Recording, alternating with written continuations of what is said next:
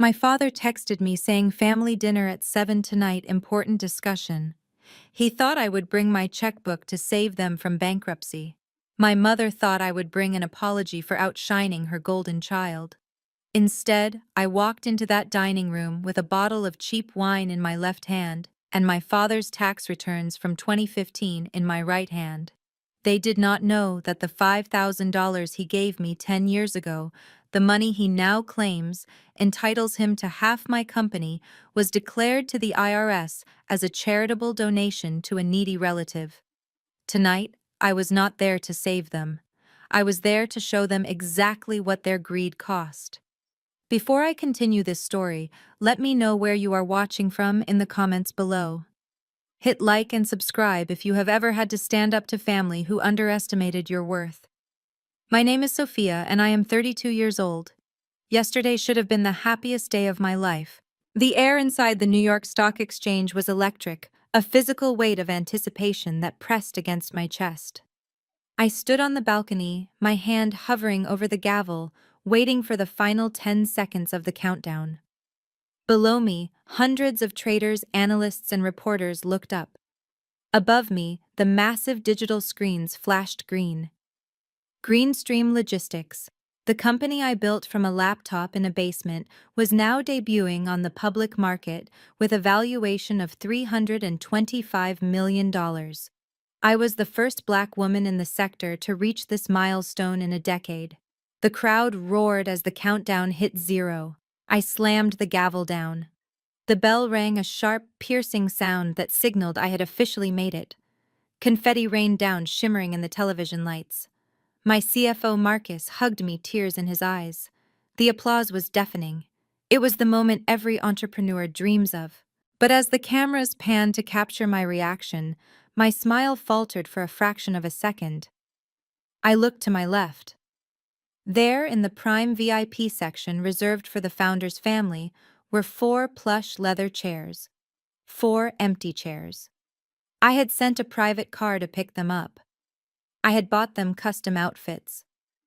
I had arranged for them to be interviewed by major networks about raising a genius daughter. But the seats were vacant, a stark, gaping hole in my moment of glory. A reporter from CNBC thrust a microphone in my face. "Sophia, this is an incredible achievement. Your family must be so proud. Where are they today?" I swallowed the lump in my throat, forcing my smile to remain fixed, practicing the stoicism I had perfected over 30 years. "They got stuck in terrible traffic coming from the airport," I lied. My voice was steady, but my stomach turned. "New York traffic is unforgiving, but they are here in spirit." Marcus gave me a sympathetic look. He knew. He knew I had not received a single text message from them all morning. An hour later, I slid into the back of my chauffeured Bentley. The silence of the car was a relief after the chaos of the trading floor. I leaned my head back against the leather seat, closing my eyes. I was worth hundreds of millions of dollars on paper, but I had never felt more isolated. I pulled my phone out of my clutch. Still no text from my father Byron, no call from my mother Viola. Nothing. I opened Instagram, my thumb hovering over the app. Maybe something had happened. Maybe there was an emergency. And then I saw it. The notification at the top of my screen. Keisha is live. My younger sister. The golden child. The influencer with 50,000 followers and $0 in her savings account. I clicked on the notification. The video loaded and the sound of laughter filled the quiet car. My heart stopped. They were not in traffic. They were not in an emergency. They were in a backyard. My parents' backyard. There were pink and blue balloons everywhere. A banner hung between the trees that read, "Paws and Claws Reveal." I watched frozen as my mother Viola held up Keisha's dog, a white poodle named Princess. My father stood next to them, wearing his Sunday best, a grin on his face that he never wore when I showed him my business plans. Everyone is asking, "Is Princess having a boy or a girl?"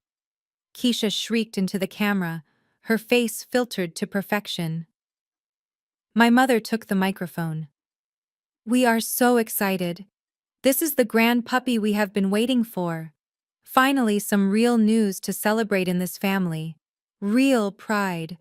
The words hit me like a physical slap. Real news. Real pride. I had just become one of the most successful women in the country, and they were popping confetti cannons for a pregnant dog. On the screen, blue confetti exploded. The family cheered. My father hugged Keisha's husband Greg, slapping him on the back. "That is my boy!" my father shouted. "Look at this bloodline." I looked at the timestamp.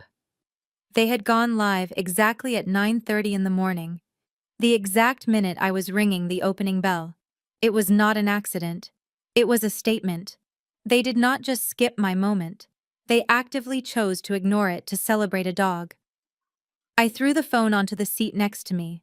A hot tear escaped, tracking down my cheek, ruining the professional makeup I had paid $500 for. I wiped it away angrily.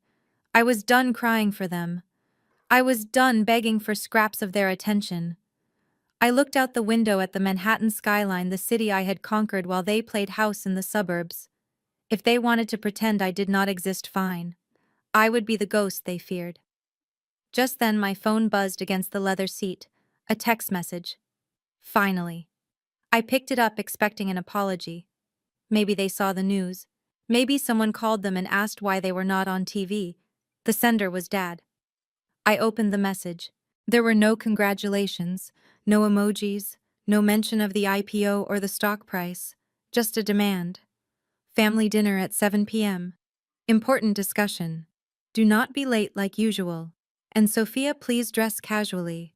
Do not wear those stiff suits of yours. You look unapproachable. I stared at the screen until the letters blurred. Important discussion. In the language of the Brooks family, important discussion meant only one thing. They needed money. They did not care that I had just made history. They cared that my bank account was now open for business. My father wanted me to come, but he wanted me to diminish myself. Dress casually. Be small. Do not remind us that you are the CEO. Just be the daughter who writes the checks. I typed out a refusal. I am busy. I am tired. I have a board meeting. But then I stopped. I deleted the draft. A cold, sharp anger replaced the sadness in my chest. If I didn't go, they would spin the narrative. They would tell everyone I was the arrogant, ungrateful daughter who abandoned them. They would play the victim, and Keisha would cry about it on her next live stream. No. I needed to end this. I needed to close this chapter, not with a text, but with a period. Driver. I said, my voice dropping an octave, losing its trembling warmth. Change of plans. Stop at the office first. I need to pick up a file from my safe. The driver nodded, catching my eyes in the rearview mirror. He saw the shift. He saw the moment the grieving daughter died, and the ruthless CEO took over. I looked at my father's text one last time. Important discussion. Oh, it would be important, all right. I was going to bring something to the table that would ruin their appetites forever. I put the phone away and fixed my posture. The crying was over. The audit was about to begin. To understand why I walked into that dinner with a nuclear weapon in a manila folder, you have to understand the specific flavor of humiliation my father preferred. He did not just say no to you, he made you beg, and then he made you wish he had refused. As my driver navigated the chaotic streets of Manhattan toward my office to retrieve the file, my mind drifted back 10 years. The leather seats of the Bentley faded away, replaced by the cold, hard linoleum of my parents' kitchen in Philadelphia. It was the summer of 2014. The air in the kitchen always smelled of lemon polish and simmering resentment. I had just graduated from Howard University magna cum laude. I was 22, full of fire, holding a business plan that was wrinkled from me gripping it too tight. I stood across the granite island from my father Byron. He was polishing his golf clubs, a rhythmic, dismissive sound that filled the silence. My mother Viola was at the stove, pretending to stir a pot of greens, but listening to every word. And Keisha, my 19-year-old sister, was sitting at the table, scrolling on her phone, smirking before I even opened my mouth. Dad. I started, my voice trembling slightly. I need $5,000 just to buy the first truck and secure the permit. I have the contracts lined up. I have the route planned. I can pay you back in 6 months with 10% interest. Byron stopped polishing. He slowly lifted his head, his eyes scanning me with a look of profound disappointment. He did not look at the business plan. He looked at my work boots. He looked at my braided hair. He looked at the grease stain on my shirt from where I had been inspecting a junkyard earlier that day. "Let me get this straight, Sophia," he said, his voice low and dangerous. "I spent $50,000 sending you to Howard, the Mecca, a place for doctors, lawyers, and politicians. And you come back to my house looking like a field hand asking me to fund a garbage route. It is not garbage, Dad," I pleaded, placing the plan on the counter. "It is logistics. It is recycling supply chain management. We take food waste from restaurants and divert it to compost facilities before it hits the landfill. It is green energy. It is the future." "It is trash," he spat back, slamming the rag onto the counter. "You are a glorified trash collector. Do you know how embarrassing it is? Deacon Thomas asked me yesterday what my brilliant daughter is doing. I had to lie. I had to tell him you are consulting. I could not tell him you are driving a truck full of rotting vegetables." My mother chimed in from the stove, not turning around. "She just wants attention, Byron. She knows Keisha is dating a pre-med student, so she has to do something dramatic to stand out, even if it is smelling like a dumpster." Keisha giggled. It was a sharp, cruel sound. "Imagine dating Sophia," she said without looking up. "You go in for a kiss and she smells like old cabbage. Gross." I felt the tears pricking my eyes, but I swallowed them down. I could not afford to cry. I needed that money. I had maxed out my credit cards. I had sold my car. This 5,000 was the bridge between failure and survival. "Dad, please," I whispered, hating myself for the desperation in my voice. "I believe in this. I just need a chance. I will never ask you for anything again." Byron stared at me for a long, agonizing minute. Then he reached into his back pocket and pulled out a thick envelope. I knew what was inside. It was the cash he had withdrawn that morning for a new set of custom titanium golf clubs. He had been bragging about them for weeks. He looked at the envelope, then looked at me with a sneer. "You want this money?" he asked. "Yes," I said. He did not hand it to me. He threw it. The envelope hit the floor with a heavy thud, sliding across the linoleum until it stopped at my dirty boots. The silence in the kitchen was deafening. My mother stopped stirring. Keisha stopped scrolling. "Pick it up," Byron commanded. I froze. My dignity screamed at me to walk away, to leave the money and the house and never look back. But then I thought about my business. I thought about the vision I had. I realized in that moment that pride does not pay the bills. Success does. Slowly, painfully, I bent my knees. I lowered myself to the floor in front of my father. I reached out and picked up the envelope. It felt heavy like a brick. There, Byron said, a satisfied smirk playing on his lips. "That is where you belong, scrounging on the floor." But he was not done. As I stood up, clutching the money to my chest, he opened a drawer and pulled out a piece of notepad paper and a pen. He slammed them onto the counter. "I am not a fool, Sophia," he said. "I know you will fail. And I do not want you coming back here in 6 months claiming this was a loan or that you owe me equity. I want a tax write-off, not a bad debt." He pointed at the paper. "Write this down." I took the pen, my hand shaking. "What do you want me to write?" "Write that this $5,000 is a charitable gift from Byron Brooks to his indigent daughter, Sophia Brooks. Write that it is for humanitarian aid. Write that there is no expectation of repayment and no exchange of goods or services. Write that you are a charity case." My blood ran cold. He wanted to declare me as a charity case to the IRS. He wanted to use his own daughter's desperation to save himself a few $100s on his tax bill. "Mom, are you hearing this?"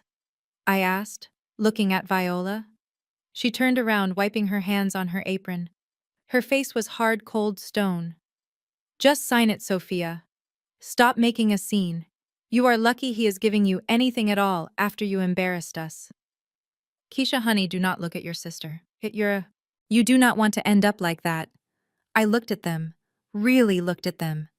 In that moment, the bond of family snapped. It did not break, it dissolved. I realized they did not love me. They loved the idea of me that reflected well on them. And since I did not fit that image, I was useful only as a tax deduction. I pressed the pen to the paper. I wrote every word he dictated. Charitable gift, indigent daughter, no expectation of repayment. I signed my name at the bottom. The ink was dark and permanent. Byron snatched the paper from me, blowing on the ink to dry it. He folded it carefully and put it in his breast pocket. Now get out, he said, turning back to his golf clubs, and take a shower. You stink of failure. I walked out of that house with $5,000 in my pocket and a hole in my heart where my family used to be. I climbed into my rented moving truck, and as I turned the ignition, I made a vow. I swore that I would take every single cent of this money and multiply it until I could buy and sell their entire world. I swore that one day, that piece of paper he just put in his pocket would come back to haunt him. Back in the present, the Bentley came to a smooth stop in front of my office building. I opened my eyes. The memory faded, but the rage remained. It was a cold, focused rage. I walked into the lobby, my heels clicking against the marble floor, echoing like gunshots. I went straight to the private safe in my office. My hands did not shake as I spun the dial. I pulled out the file marked Taxes 2015. Inside was the photocopy of that handwritten note, and my father's tax return where he had proudly claimed the deduction. I ran my thumb over the signature. Indigent daughter. I am not indigent anymore, Dad, I whispered to the empty room. I put the file in my bag. Tonight was not just dinner. It was an audit. And I was the auditor. I checked my reflection in the glass. The crying girl from 10 years ago was gone. The CEO was here, and she was hungry. The drive from my office in Manhattan to my parents' house in the suburbs of Philadelphia usually took about 45 minutes, but today it felt like crossing into a different dimension. I watched the skyline fade in my rearview mirror, the steel and glass monuments to ambition replaced by the sagging porches and manicured lawns of the neighborhood where I grew up. My driver navigated the Bentley Flying Spur through the familiar streets. This car was a masterpiece of engineering, a $300,000 sanctuary of hand-stitched leather and silence. It was the only place I felt safe. As we turned onto Maple Street, I saw the house. It was a modest 2-story colonial that I had paid off for them 5 years ago. I paid the mortgage, the property taxes, and the landscaping bills, yet I was treated like a tenant who was late on rent. My stomach tightened, not with nerves, but with the cold anticipation of a soldier entering enemy territory. My driver slowed down, preparing to pull into the long driveway. But before he could turn the wheel, a figure stepped out from the garage, blocking the path. It was Greg, my brother-in-law. He was wearing a polo shirt that was too tight around the middle and holding a beer bottle like it was a scepter. He waved his arms frantically, signaling us to stop. My driver glanced at me in the rearview mirror, confused. I sighed. "Roll down the window, please." The glass slid down silently. Greg sauntered over, a smug grin plastered on his face. He leaned down, resting his arm on the door of my pristine car, leaving a smudge of condensation from his beer. "Whoa there, Sophia," he said, his voice loud and performative. "Where do you think you are going?" "I am coming to dinner, Greg," I said, keeping my voice level. "Move out of the way." He chuckled, shaking his head. "Cannot do that. The driveway is reserved for VIPs tonight. We have important guests coming. The pastor, your aunts. We need the space close to the door for them. You will have to park on the street." I stared at him. Behind him, I could see his leased BMW 3 Series parked diagonally, taking up 2 spots. Next to it was Keisha's rusted SUV. There was plenty of room. "Greg," I said slowly, "my car is worth more than this entire zip code. I am not parking it on the street under that oak tree that drops sap." He shrugged, taking a sip of his beer. "House rules, Sophia. Dad said VIP parking only. Since you are just family, you can walk a few extra steps.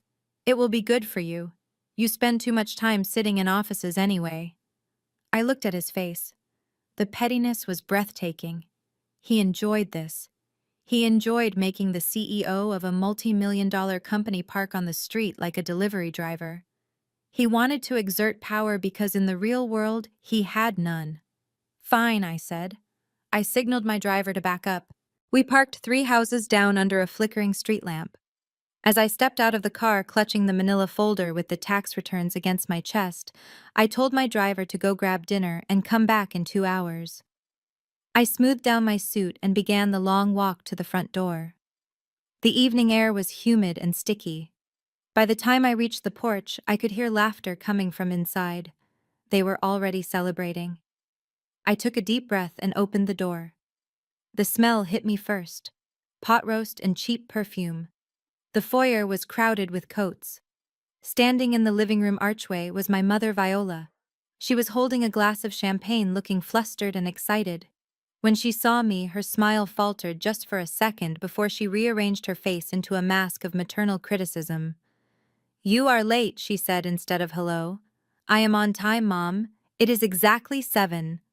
She looked me up and down, her eyes narrowing as they swept over my outfit. I was wearing a charcoal gray Loro Piana suit. It was cashmere tailored to perfection, costing more than her wedding ring. It whispered power and elegance. To my mother, however, it screamed rejection of her ideals. "Sophia," she sighed, shaking her head, "we are having a celebration. Could you not have worn something nicer?" "This is nice, Mom. It looks like a man's suit," she said, reaching out to pick a piece of invisible lint off my shoulder. "Look at Keisha. She knows how to dress like a lady." I looked past her. Keisha was lounging on the sofa wearing a neon pink dress from Fashion Nova that was 2 sizes too small. It was flashy, revealing, and covered in sequins that caught the light aggressively. She looked like a reality TV star wannabe. "Keisha looks festive," I said diplomatically. "She looks happy," Viola corrected me. "She looks like a woman who has a husband to dress for." "You look like you are going to a funeral or a court hearing." I tightened my grip on the folder. "A court hearing is closer than you think, Mom," I thought to myself. I walked past her into the living room. The television was on, mounted above the fireplace. It was tuned to CNBC. My heart skipped a beat. The anchor was speaking excitedly, and a graphic with my face on it was displayed on the screen. The headline read, "Greenstream Logistics Smashes, IPO Expectations. Valuation hits $325 million. For a split second, I thought maybe they were watching it. Maybe they were waiting for me to walk in so they could cheer. Maybe I had misjudged them. My father Byron was sitting in his recliner, the throne from which he judged the world. He was holding the remote. He looked at the screen where my face was beaming in high definition. Then he looked at me standing in the doorway. There was no pride in his eyes, only annoyance. "Too much noise," he grumbled. He pointed the remote at the TV and pressed the power button. The screen went black. My face vanished. The headline vanished. The proof of my life's work was extinguished with a single click. "Dad," I said, my voice tight. "That was me. That was the news about my company." "I know what it was, Sophia," he said dismissively, setting the remote down. "But we are not here to talk about work. We are here to talk about family. And you are interrupting Greg's story." He turned his attention to Greg, who had just walked in from the garage and was now standing by the fireplace, chest puffed out. "Go on, son," Byron said, his voice dripping with the warmth he never showed me. "You were telling us about the promotion." Greg smirked at me before addressing the room. "Yeah, so like I was saying, the regional manager called me into his office today. He said, 'Greg, we like your hustle. We are bumping you up to Senior Assistant Manager of Claims Processing. It comes with a new title and a $2,000 raise." The room erupted. My mother clapped her hands together. Keisha squealed and ran over to kiss Greg on the cheek. My father nodded approvingly, looking at Greg like he had just conquered a nation. "That is a real job," Byron said loudly, casting a side eye at me. "Stable, secure. Not like that gambling you do on the stock market, Sophia. Greg is building a career." I stood there frozen. A $2,000 raise. That was what they were celebrating. I had made $325 million today. I had changed the industry. I had made history. And they turned off the TV to applaud a man who got a title bump at an insurance firm. The absurdity of it almost made me laugh. But it wasn't funny. It was a deliberate calculation. They knew exactly what they were doing. By ignoring my success, they were trying to starve me of my worth. They wanted me to feel small so that when they asked for money later, I would give it to them, just to prove I was valuable. Viola's voice cut through the applause. "Come on everyone, dinner is ready." "Sophia, try not to talk about business at the table. We do not want to bore Greg. He has had a big day." I followed them into the dining room. I watched them fawn over Greg, watched my mother heap extra roast onto his plate. I sat at the end of the table, the spot usually reserved for children or unwanted guests. I placed the manila folder on my lap, hidden by the tablecloth. Enjoy it while you can, I thought as I watched Greg gloat. Enjoy the roast. Enjoy the praise. Because by the time dessert comes around, you are going to wish you had stayed in the garage. The lion's den wasn't this dining room. The lion was sitting right here in the cashmere suit, and she was ready to bite. The roast beef was dry, overcooked to the point of turning into leather, but I chewed it methodically. I needed something to bite down on to keep from screaming. The dining room was suffocatingly warm, and the air was thick with the smell of gravy and self-righteousness. I sat at the far end of the table, watching my family perform their version of happiness. My father, Byron, was at the head of the table, beaming at Greg like he was the prodigal son. My mother, Viola, was fussing over Greg's wine glass, filling it to the brim while mine remained empty. And then there was Greg himself, the man of the hour, the senior assistant manager of claims processing. He sat there loosening his tie, his face flushed with the cheap Merlot my father had bought in bulk. He looked at me, his eyes glassy and condescending. So Sophia, Greg started leaning back in his chair and picking his teeth with a fingernail. "I was looking at your little company's website earlier. Greenstream, right? Dealing with garbage. It is logistics, Greg," I corrected him quietly, keeping my eyes on my plate. "We optimize supply chains to reduce food waste." Right, garbage." Greg waved his hand dismissively. "Listen, I know you think you have hit the big time with this IPO thing, but I have been in the corporate world a lot longer than you. I deal with risk assessment every day. And I have got to tell you, I am worried about your scalability." I paused my fork halfway to my mouth. I looked up at him. Here was a man who managed a team of 3 people in a windowless office trying to lecture me on scaling a multinational corporation. "Is that so?" I asked, my voice dangerously calm. "What exactly are you worried about?" "Well," Greg said, puffing out his chest, "it is your cash flow. You are expanding too fast. In the insurance game, we call it over-leveraging. You are going to have liquidity issues if you keep buying all those electric trucks. You need to focus on your net profit margin before you worry about market share. You are bleeding capital just to look green. It is rookie stuff, really." The table went silent. My father nodded solemnly, as if Greg had just delivered a sermon from the Mount.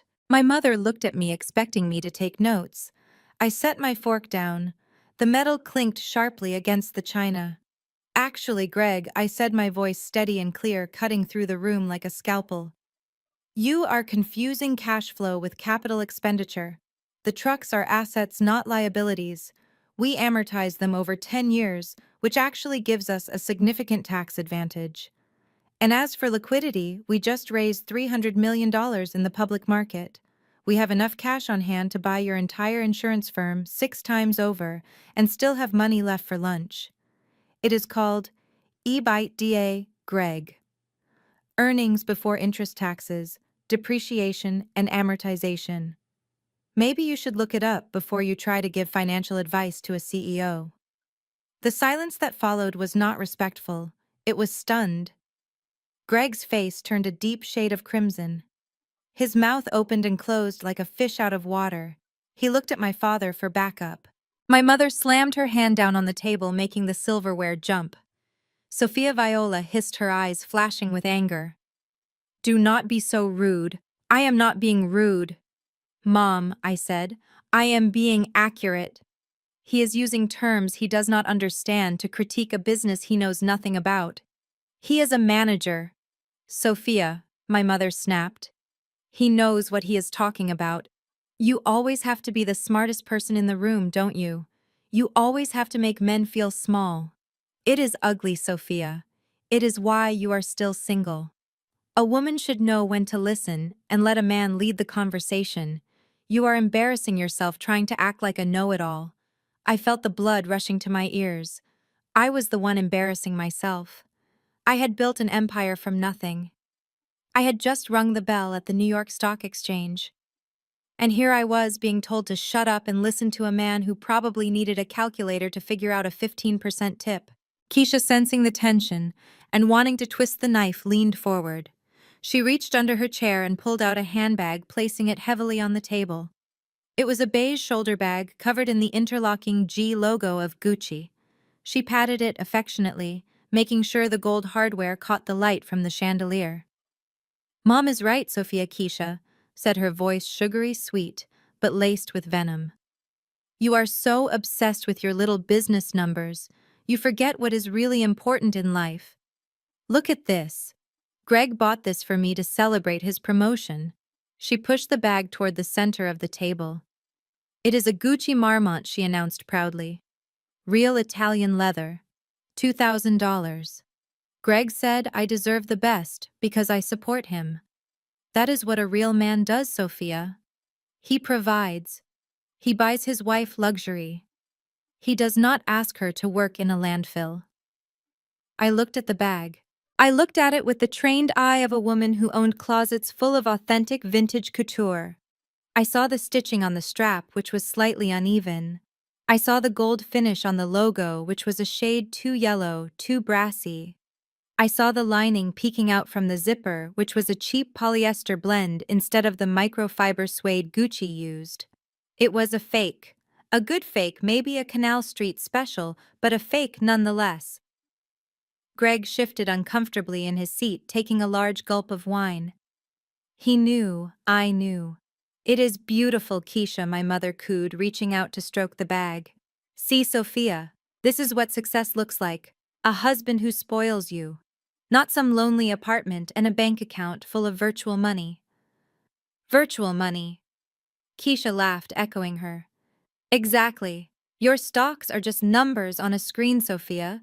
They could disappear tomorrow. This bag is real. This is an investment.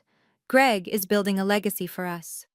"What are you building besides a pile of trash?" I looked at Keisha's smug face. I looked at the fake bag sitting on the stained tablecloth. I looked at Greg, who was avoiding my gaze. They were so proud of their illusion. They measured their worth in counterfeit goods and hollow titles. I reached for my wine glass, which was still empty. I picked up the bottle of cheap red wine from the center of the table and poured myself a glass, filling it to the rim. "You are right, Keisha," I said, taking a slow sip, the vinegar taste coating my tongue. "That is a very impressive bag. It must have cost Greg a fortune. It is amazing what you can buy when you are a senior assistant manager." I saw Greg's shoulders relax. He thought I had surrendered. He thought I had accepted the lie. He did not know that I was just biding my time. I was letting them stack their house of cards higher and higher so that when I finally pulled the table out from under them, the crash would be spectacular. My father cleared his throat, bringing the attention back to himself. "Now that we have settled that," he said, his voice booming, "let us get to the reason I called you all here. As Greg pointed out with his financial expertise, the family needs to think about the future. And Sophia, since you have had some luck with this IPO of yours, it is time we discuss your contribution. I set my glass down. My hand brushed against the manila folder in my lap. The texture of the paper was rough against my fingertips. Contribution, I repeated. Yes, Byron said, leaning forward. We are family, and family shares the harvest. Greg and Keisha have plans. Your mother and I have needs, and you, well, you have plenty. The air in the room shifted. The pretense of a social dinner evaporated. The sharks began to circle. They did not want my company. They did not want my expertise. They did not even want my presence. They just wanted to bleed me dry. I smiled. It was a cold, sharp smile that did not reach my eyes. I am glad you brought that up, Dad, I said, sliding my hand under the napkin gripping the folder. Because I brought something for you too, a contribution, you might say. I watched their eyes light up. They thought it was a check. They thought I had brought a checkbook to write away their debts and fund their fantasies. My mother actually licked her lips. Go on, Sophia, Byron said, his greed naked on his face. Put it on the table. Not yet, I said. First, I want to hear the number. How much do you think you are entitled to? Greg pulled out a calculator from his pocket. He had come prepared. He started punching in numbers, the clicking sound echoing in the silent room. Well, looking at your valuation and factoring in the initial seed money Dad provided, plus interest and emotional damages for the years you were distant. He looked up, a triumphant grin on his face. We figure 40% is fair. That is roughly $130 million. I did not blink. $130 million. For $5,000 of charity money. I looked at my father. Is that the number you want, Dad? Byron nodded. It is only fair, Sophia. I made you. I invested in you when no one else would. Now it is time to pay the piper. I nodded slowly. I reached under the table and lifted the folder. Okay, I said. Let us talk about that investment. My father reached into the inner pocket of his dinner jacket with the slow, deliberate movement of a magician preparing for his final trick. The room went silent. Even the clinking of silverware stopped. He withdrew a piece of paper that was folded into a small, tight square. It was yellowed with age, the edges fraying slightly. He placed it in the center of the table next to the centerpiece of plastic flowers and smoothed it out with his large, calloused hand. I recognized it immediately. I did not need to lean forward to see the jagged handwriting or the grease stain on the corner. It was the note. The note I had signed on my knees on the kitchen floor 10 years ago. The note that declared me a charity case. But as my father looked at it now, he did not see a receipt for a tax deduction. He saw a lottery ticket. He cleared his throat, adjusting his glasses. You remember this, Sophia? He asked, his voice dripping with a sickly sweetness. I remember, I said, my eyes fixed on the paper. Good, he said, because I think we have had a misunderstanding about what this document represents. You see, 10 years ago, when you came to me begging for money, I did not just give you cash. I gave you a lifeline. I gave you seed capital. In the business world, they call that being an angel investor. He paused to let the buzzword sink in.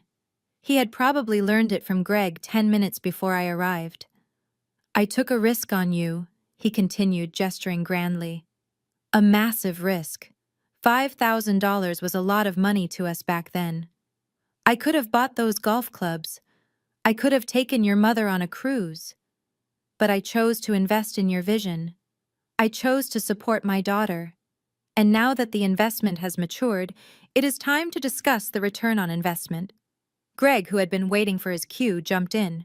He pulled a sleek, expensive calculator out of his pocket and set it on the table next to the note. He tapped the keys furiously, his brow furrowed in concentration as if he were calculating the trajectory of a rocket ship rather than orchestrating a robbery. Exactly, Greg said, not looking up. I have been crunching the numbers, Sophia, and we have to look at this fairly. Byron was the first money in. In Silicon Valley terms, that is the pre-seed round. That equity is the most expensive because the risk of failure is practically 100%. He looked up at me, a smug grin plastered on his face. Now, normally an early investor like that would get a significant chunk of the company. Greg explained, his voice taking on that mansplaining tone again. Plus, we have to factor in inflation. We have to factor in the opportunity cost of that $5,000 over a decade. And most importantly, we have to factor in the emotional support fee. The family brand. The fact that you are a Brooks. That name opens doors, Sophia. I stared at him. The name Brooks had opened exactly 0 doors for me.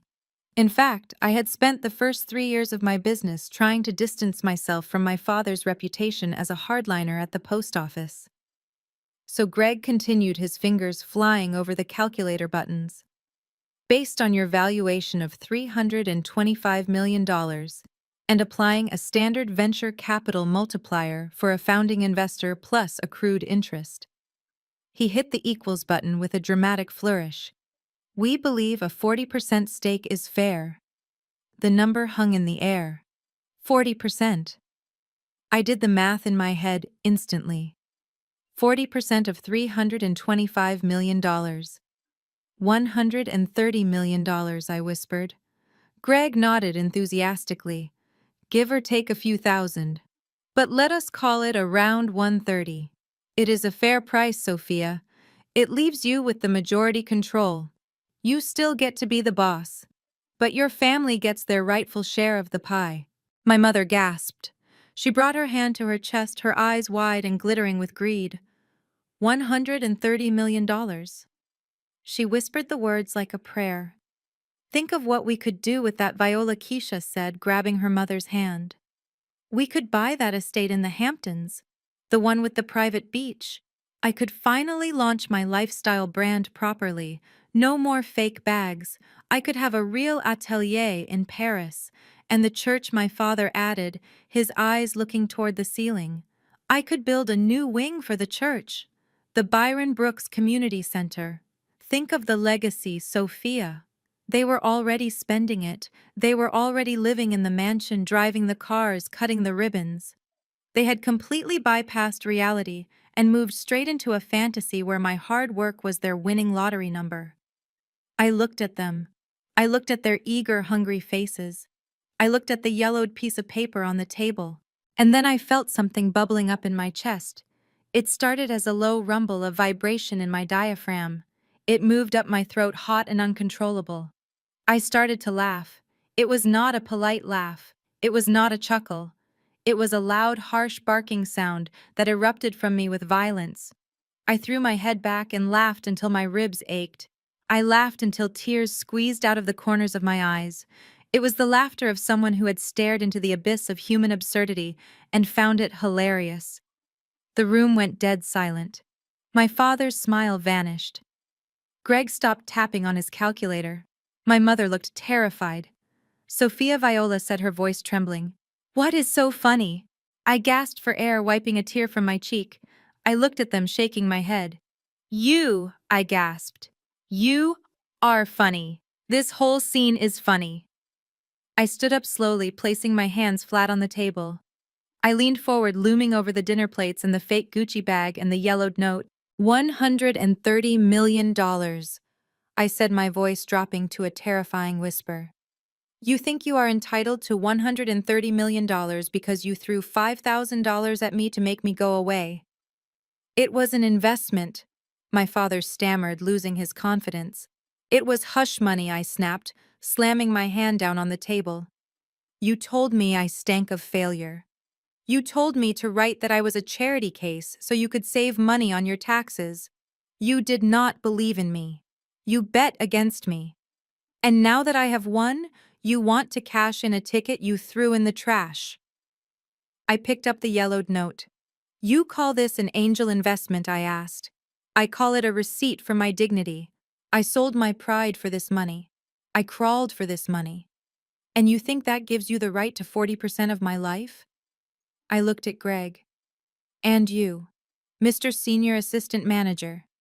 Do you know what dilution is? Do you know what a cap table is? You think you can just multiply 5,000 by a magic number and get 9 figures? You are not a businessman, Greg. You are a clown with a calculator. Greg's face turned purple. Now see here, Sophia, you cannot talk to me like that. I said, cutting him off. I can talk to you however I want, because I am the one with the real bank account. I am the one who built something real.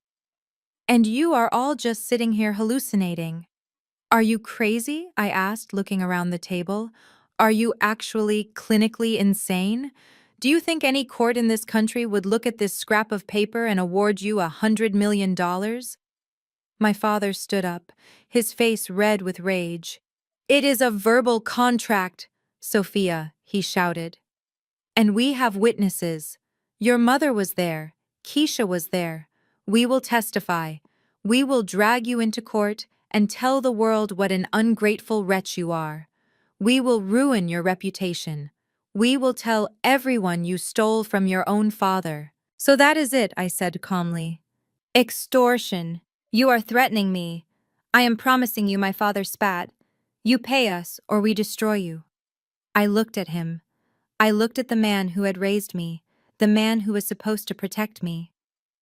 There was no love in his eyes, only greed and desperation. He was willing to burn my life to the ground to keep himself warm. I reached for the manila folder again. Okay, I said, my voice turning icy. You want to talk about courts. You want to talk about testimony. You want to talk about paper trails. I opened the folder. Let us talk about the IRS. The mention of the IRS hung in the air like smoke from a blown-out candle, but my father did not flinch. He was a man who had spent 30 years spinning narratives from a pulpit, and he knew how to pivot when the facts were not on his side. He slowly took off his glasses and rubbed the bridge of his nose. When he looked up, his eyes were not filled with fear, but with a disappointed pity. He looked at me like I was a lost sheep who had wandered too far from the flock. You are talking about laws. Sophia, my father said, his voice taking on the deep, resonant cadence he reserved for Sunday mornings. You are talking about tax codes and government agencies. But those are man-made laws. In this house we follow a higher law. He reached out and placed his hand over the yellowed note on the table as if he were blessing it. The Bible says, honor thy father and thy mother, that thy days may be long upon the land which the Lord thy God giveth thee. Do you remember that verse, Sophia? We taught it to you before you could walk. I gripped the edge of the table. I knew this tactic. When logic failed, he weaponized God. I remember, Dad, I said quietly. But I also remember the verse about not provoking your children to wrath. Byron ignored me. He closed his eyes, swaying slightly in his chair. We sacrificed for you. We poured our spirit into you. That $5,000 was not just money. It was a seed. We planted a seed in faith, believing that God would multiply it. And He has. He has blessed you with abundance. But now you want to hoard the harvest. You want to lock the barn doors and let your own kin starve. That is a sin, Sophia. That is the sin of greed. My mother Viola took her cue perfectly. She let out a small choked sob and brought a handkerchief to her face. She dabbed at eyes that I noticed were perfectly dry. After everything we did, she whispered, her voice trembling. I carried you for 9 months, Sophia. I went through labor for you. I fed you. I clothed you. Do you know how many times I went without a new dress so you could have school supplies? Do you know how many times your father worked overtime just to keep the lights on? I watched her performance with a detachment that frightened me. I remembered my childhood differently. I remembered making my own peanut butter sandwiches for dinner while they went out to eat with Keisha. I remembered wearing Keisha's hand-me-downs even though she was 3 years younger than me, because Mom bought her new clothes every season. I remembered working double shifts at a diner when I was 16 to pay for my own SAT prep courses, because Dad said he didn't have the money. You did not support me, Mom, I said, my voice flat. I moved out the day I turned 18. I paid for my own college. I paid for my own apartment. I have sent you checks every month for the last 5 years. I paid off this house. That is just money, Viola snapped, dropping the handkerchief. Money is easy for you. But what about love? What about respect? You come in here with your expensive suit and your cold eyes, and you treat us like employees. You have lost your way, Sophia. You have let the devil of ambition take your soul. Greg nodded solemnly, taking a sip of his wine. Amen, Viola. Family is about taking care of each other. If I had your kind of money, I would not make my parents beg. I would give them the world. I looked at Greg, the man who was currently living rent-free in my parents' basement while they pretended he was a successful executive. The guilt trip was failing, so they decided to switch tactics. The air in the room shifted from mournful to menacing. Keisha cleared her throat. She picked up her phone, tapping her long acrylic nails against the screen. The sound was like a ticking clock. You know, Sophia, Keisha said, her voice casual but her eyes hard. It would be a shame if people found out what kind of person you really are. What is that supposed to mean? I asked. Keisha shrugged, examining her manicure. I have almost 500,000 followers on Instagram now. My engagement rate is through the roof. People listen to me. They trust me. They look at our family and they see perfection. But the internet loves a villain. She turned her phone around to face me. The screen showed her Instagram profile. The media is eating up your success story right now, Keisha continued. The self-made black woman, the green tech pioneer. But you know what the media loves more than a hero? A hypocrite. Imagine the headlines if I posted a video tonight, crying my eyes out, telling the world how the great Sophia Brooks let her elderly parents lose their home while she flew around in private jets. She paused, letting the threat sink in. I could write a very compelling caption, Sophia. I could talk about how you abandoned us, how you refused to help Dad with his medical bills. I could even make up some medical bills. Who is going to check? The internet does not fact-check. They just cancel. My blood ran cold. This was not just manipulation. This was blackmail. You would lie about me, I asked. You would destroy my reputation to get money. I would tell my truth, Keisha said, smiling sweetly. And my truth is that you are selfish. Greenstream stock is fragile, Sophia. One bad news cycle, one viral video of your crying mother, and your valuation could drop 20% overnight. The board of directors would not like that. They might even ask you to step down. Greg leaned forward, his elbows on the table. Think about it, Sophia, he said, his voice low. Is it really worth the risk? 40% is a lot, but it is better than zero. If Keisha posts that video, you could lose everything. The company, the reputation, the legacy. We are just offering you a way out, an insurance policy. I looked around the table. My father, the holy man, justifying theft with scripture. My mother, the martyr, weaponizing her womb. My sister, the influencer, holding my career hostage with a smartphone. And Greg, the parasite, orchestrating the whole thing. They were not my family. They were a syndicate. And they thought they had me cornered. But they had made one critical mistake. They assumed I had something to lose that I valued more than my freedom. They assumed I cared about the opinions of strangers more than I cared about my own self-respect. I slowly picked up my napkin from my lap. I folded it neatly into a square, pressing the creases down with my thumb. You are right, Keisha, I said, standing up. The internet does love a villain. I picked up the manila folder. But you forgot one thing about the internet. It also loves receipts. I looked at my father. You want to talk about God, Dad? God sees everything, including that tax return. I looked at my mother. You want to talk about sacrifice, Mom? Get ready to sacrifice this house because without my checks, the bank is going to take it back in 3 months. I looked at Keisha. And you? Go ahead, post the video, cry your fake tears. But remember that defamation is a lawsuit. And unlike you, I can afford the best lawyers in the country. I will not just sue you, Keisha. I will bankrupt you.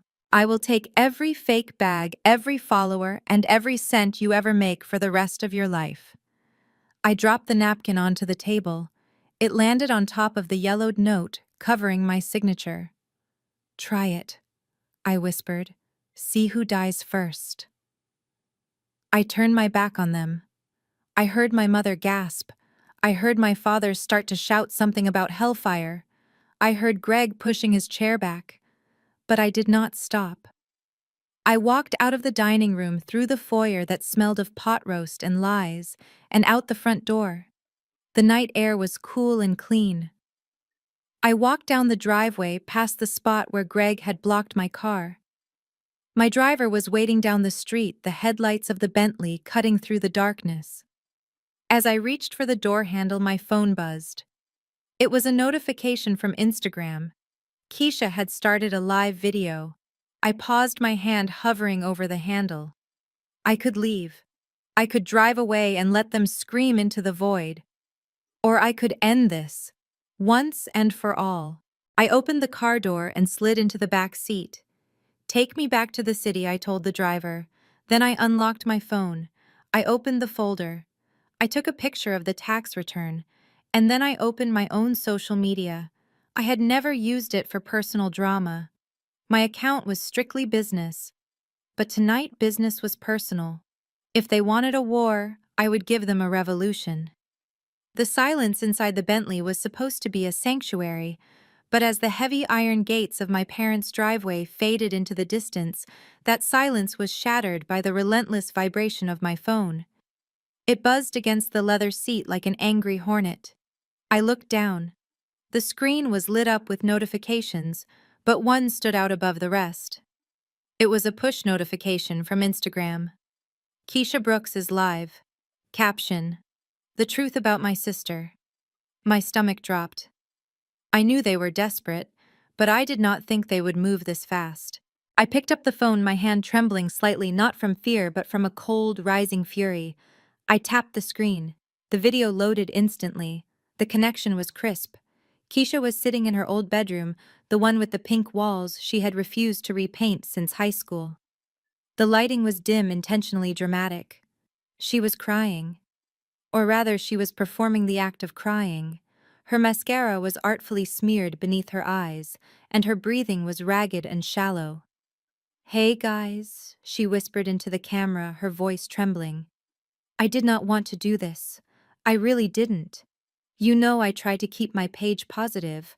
I try to be a light. But tonight something happened that I just cannot stay silent about." She paused, wiping a tear that managed to fall perfectly down the center of her cheek. The viewer count in the corner of the screen was climbing rapidly. 500, 2,000, 5,000. People love a train wreck, and Keisha was giving them a front row seat. "You all know my sister Sophia," Keisha continued, sniffing loudly. "You see her on the news. You see her ringing the bell at the stock exchange. You see the suits and the cars and the billions of dollars. But you do not see what happens behind closed doors. You do not see how she treats the people who made her who she is." I watched in horror as my mother Viola appeared in the frame. She was sitting on the edge of the bed behind Keisha, holding a tissue to her nose. She looked frail. She looked broken. It was an Oscar-worthy performance from a woman who 30 minutes ago was demanding a multi-million-dollar estate in the Hamptons. "Tonight," Keisha said, her voice breaking. "Tonight Sophia came over for dinner. We just wanted to celebrate her. We wanted to hug her. But she was so angry. She started screaming at Dad about money, about how we were parasites. And when Mom tried to calm her down..." Keisha stopped, covering her mouth with her hand. The comments section was scrolling so fast, it was a blur of angry emojis and capitalized text. "She pushed her," Keisha sobbed. "My billionaire sister pushed our 60-year-old mother into the wall. Because Mom asked her for help. Because Dad needs surgery, and Sophia refused to pay for it. She said she would rather see us on the street than give us a dime of her precious money." I gasped aloud in the quiet of the car. It was a lie so bold, so malicious that it took my breath away. I had never touched my mother. I had walked away. But the truth did not matter to the 10,000 people now watching the stream. To them, I was a monster. I was the greedy, heartless villain who assaulted her own mother over money. The comments were turning vicious. Cancel Green Stream. Boycott her company. She belongs in jail. Monster. Ungrateful. Eat the rich. My phone started ringing. It was not a notification this time. It was a call. Marcus, my CFO. I stared at the screen. I could not answer. What could I say? How do you explain to your chief financial officer that your sister is currently accusing you of elder abuse on social media because you refuse to be extorted? The phone stopped ringing, then immediately started again. Then a text from my publicist. Sophia, we have a problem. TMZ just picked up Keisha's stream. Call me now. Then a text from a board member. Sophia, what is going on? My wife just showed me a video. Is this true? I felt the walls closing in. The car felt like a cage. I looked at Keisha's face on the screen. She was gaining followers by the second. She was monetizing my destruction. Every tear she shed was a deposit in her bank account and a withdrawal from mine. I clicked on the stock ticker app on my phone. Greenstream had closed at a record high, but in the after-hours trading market the line was nosediving. Down 1%, down 2%, down 3%. That was nearly $10 million of market capitalization evaporated in the time it took me to drive 3 blocks. $10 million gone because Keisha wanted a Gucci bag and my father wanted to be a big shot. I put the phone down on the seat face down. I could not watch anymore. I looked out the window at the passing city lights. They blurred into streaks of gold and red. I realized then with a clarity that cut deeper than any knife that this was not a family dispute. This was an assassination attempt. They knew exactly what they were doing. They knew that my reputation was my currency. They knew that as a Black woman CEO I was already under a microscope. I had to be perfect. I had to be unimpeachable. One crack in the armor and the world would tear me apart. They were counting on that. They were counting on the fact that the board would panic, that the investors would flee, that I would be so terrified of losing my company that I would write the check just to make it stop. They did not want to love me.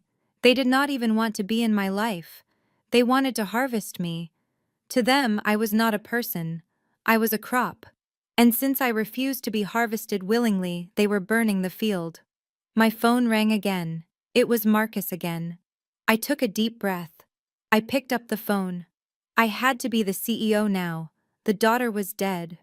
She died the moment Keisha pressed the live button. Marcus, I said, my voice steady, though my hand was shaking.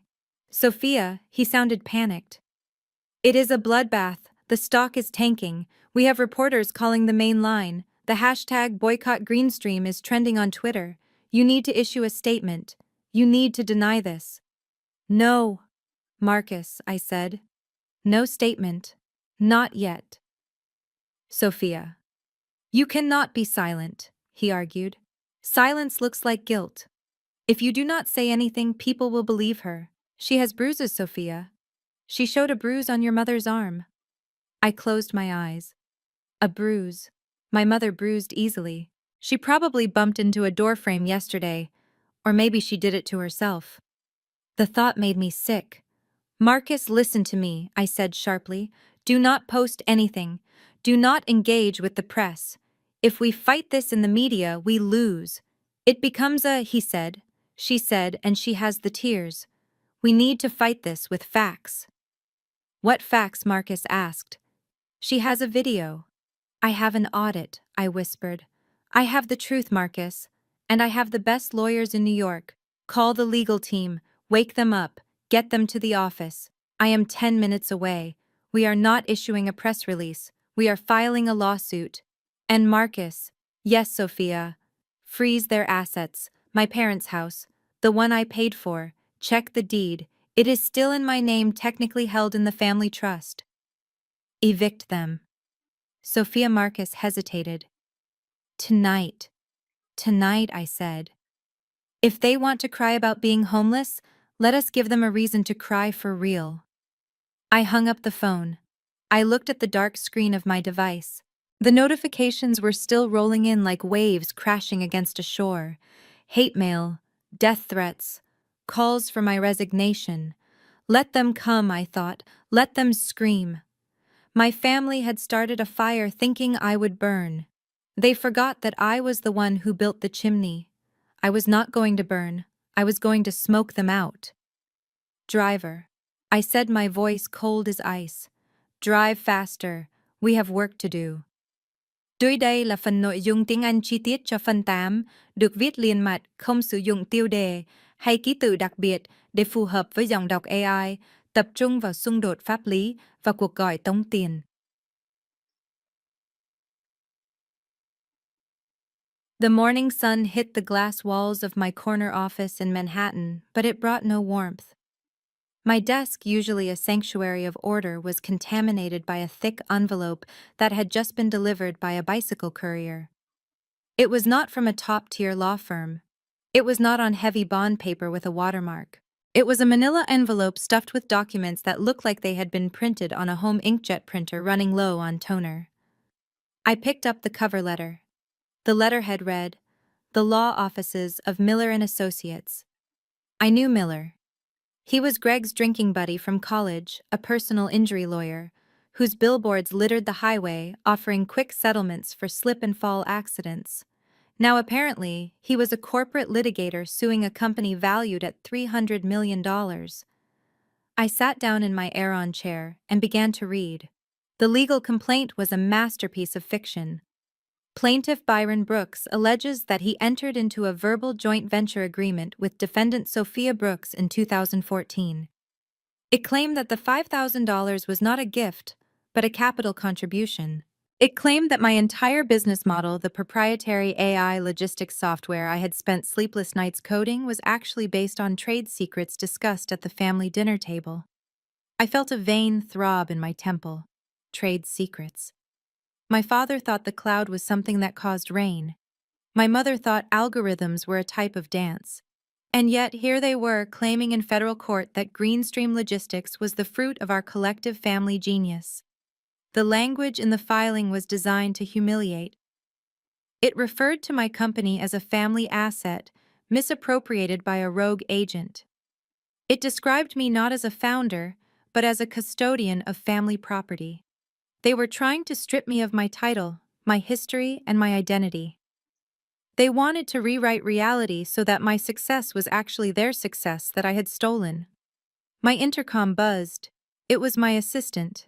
"Sophia, your brother-in-law is on line 1. He says it is urgent, regarding a settlement." I stared at the blinking light on my phone. A settlement. They had filed the lawsuit at 9 a.m. and were calling to settle by 10. This was not a legal strategy. This was a shakedown. I pressed the button and put the call on speaker. I pulled my digital recorder out of my desk drawer and pressed record. "Hello, Greg," I said, my voice flat. Sophia Greg's voice filled the room.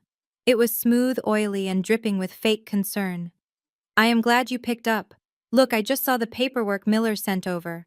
I told him it was too aggressive. You know how lawyers are. They always want to go for the throat."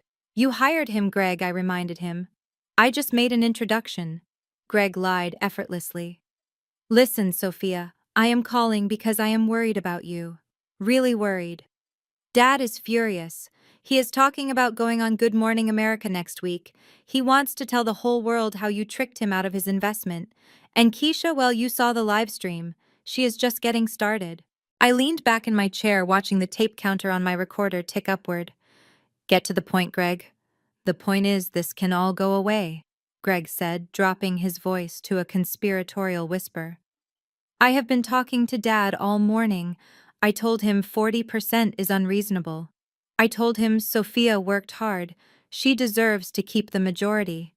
I talked him down, Sophia." "I did that for you. How generous of you," I said dryly.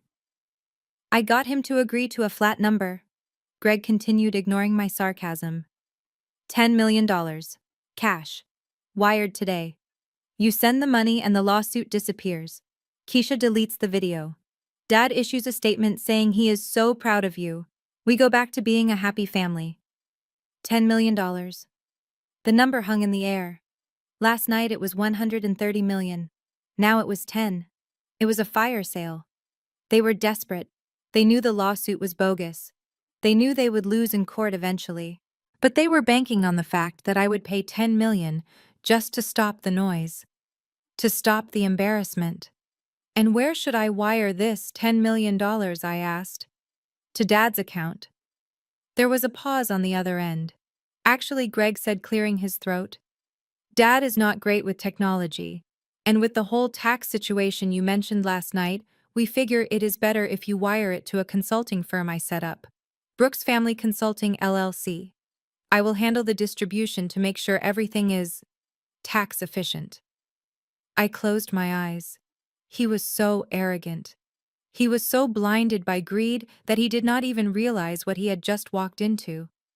He was asking me to wire funds across state lines to a shell company to prevent the release of damaging information.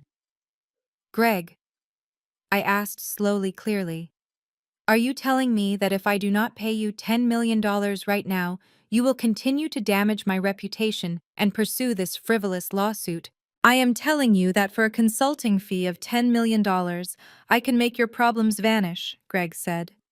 It is just business, Sophia. Think of it as a crisis management fee. You can afford it.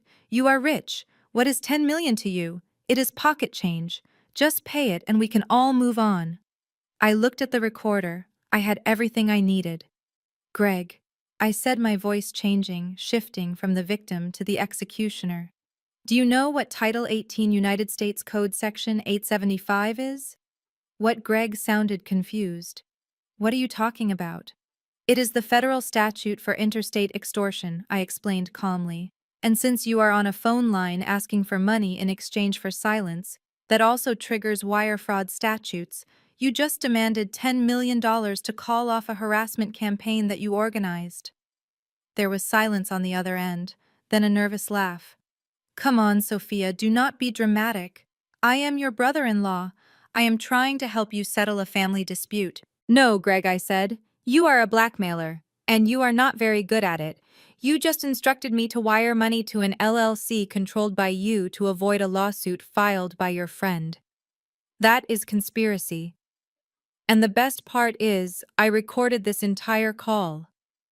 The line went dead silent. I could hear him breathing fast and shallow. You recorded me? Greg stammered. You cannot do that. That is illegal. Actually, New York is a one-party consent state, I said, my eyes scanning the skyline of the city I owned. As long as I consent to the recording, it is perfectly legal. And I consent. Sophia, wait. Greg said, his voice rising in panic. Let us not be hasty. I was just throwing out numbers. We can negotiate. 5 million. 1 million. Just give Dad something. It is too late for negotiations, Greg, I said. You wanted to play businessman. Now you are going to learn about liability. I am going to take this recording and I am going to send it to the Ethics Board of the State Bar Association to have your friend Miller disbarred. And then I am going to send it to the district attorney. Sophia, please, Greg begged. I have a kid. Keisha is pregnant again. You cannot do this. I did not do this. Greg, I said, cold as ice. You did. You got greedy. You thought I was weak because I was family. You forgot that I swim with sharks every day. You are just a minnow, Greg. And you just swam into the wrong mouth. I hung up the phone. My hand was steady. I ejected the digital file and saved it to 3 different secure cloud servers. I looked at the lawsuit on my desk. The threats, the lies, the insults, they thought paper could hurt me. They did not know that I could turn paper into prison bars. I pressed the intercom button. Get my lawyers on the phone, I told my assistant. And call the FBI. I want to report an extortion attempt. I sat back in my chair. The sadness was gone. The nostalgia was gone. All that was left was the cold, hard calculus of survival. They wanted a war. I was going to give them an apocalypse. Dưới đây là phần nội dung tiếng Anh chi tiết cho phần 9 được viết liền mạch, không sử dụng tiêu đề hay ký tự đặc biệt để phù hợp với giọng đọc AI. Go. After I saved the recording of Greg attempting to extort me, I did not sit back and wait for their next move. In my world, information is the only currency that matters, and right now I was operating in a deficit. I needed to know exactly why my family had suddenly become so aggressive. Greed is a powerful motivator, but desperation is the only thing that makes people reckless enough to blackmail a CEO on a recorded line. I picked up my secure phone and dialed a number that did not exist in my contacts list. It belonged to Silas, a forensic accountant and private investigator who usually handled corporate espionage for my firm. He was expensive, he was discreet, and he was terrifyingly efficient. I told him I needed a full financial autopsy on 3 individuals: Byron Brooks, Viola Brooks, and Gregory Miller. I told him I needed it in 4 hours. Silas arrived at my office 3 hours and 45 minutes later. He did not look like a detective from the movies. He looked like a librarian wearing a beige cardigan and wire-rimmed glasses carrying a thick leather briefcase. He sat down opposite my desk and placed a single heavy binder on the glass surface. He did not smile. He did not ask how I was doing. He simply opened the binder and spun it around to face me. "You are not going to like this, Sophia," he said, his voice dry and devoid of emotion. I opened the first tab marked Gregory Miller. I expected to see details about his salary, his debts, maybe some credit card issues.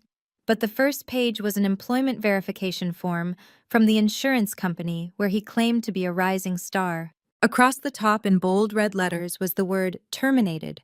He was fired 6 months ago, Silas explained, pointing to the date. He was let go for cause. Apparently he was falsifying claims to hit quotas. He has not worked a day since. I stared at the paper, the dinner, the celebration, the toast to the senior assistant manager. It was all a lie. He had sat at my parents' table eating roast beef, drinking wine, and accepting praise for a job he did not have. "So where does he go every day?" I asked. "Keisha posts stories of him leaving in a suit every morning. He goes to a Starbucks on 4th Street, Silas said, flipping a page to show surveillance photos. He sits there from 9 to 5 using the free Wi-Fi to play online poker and trade cryptocurrency. He brings a packed lunch." I felt a wave of disgust roll over me.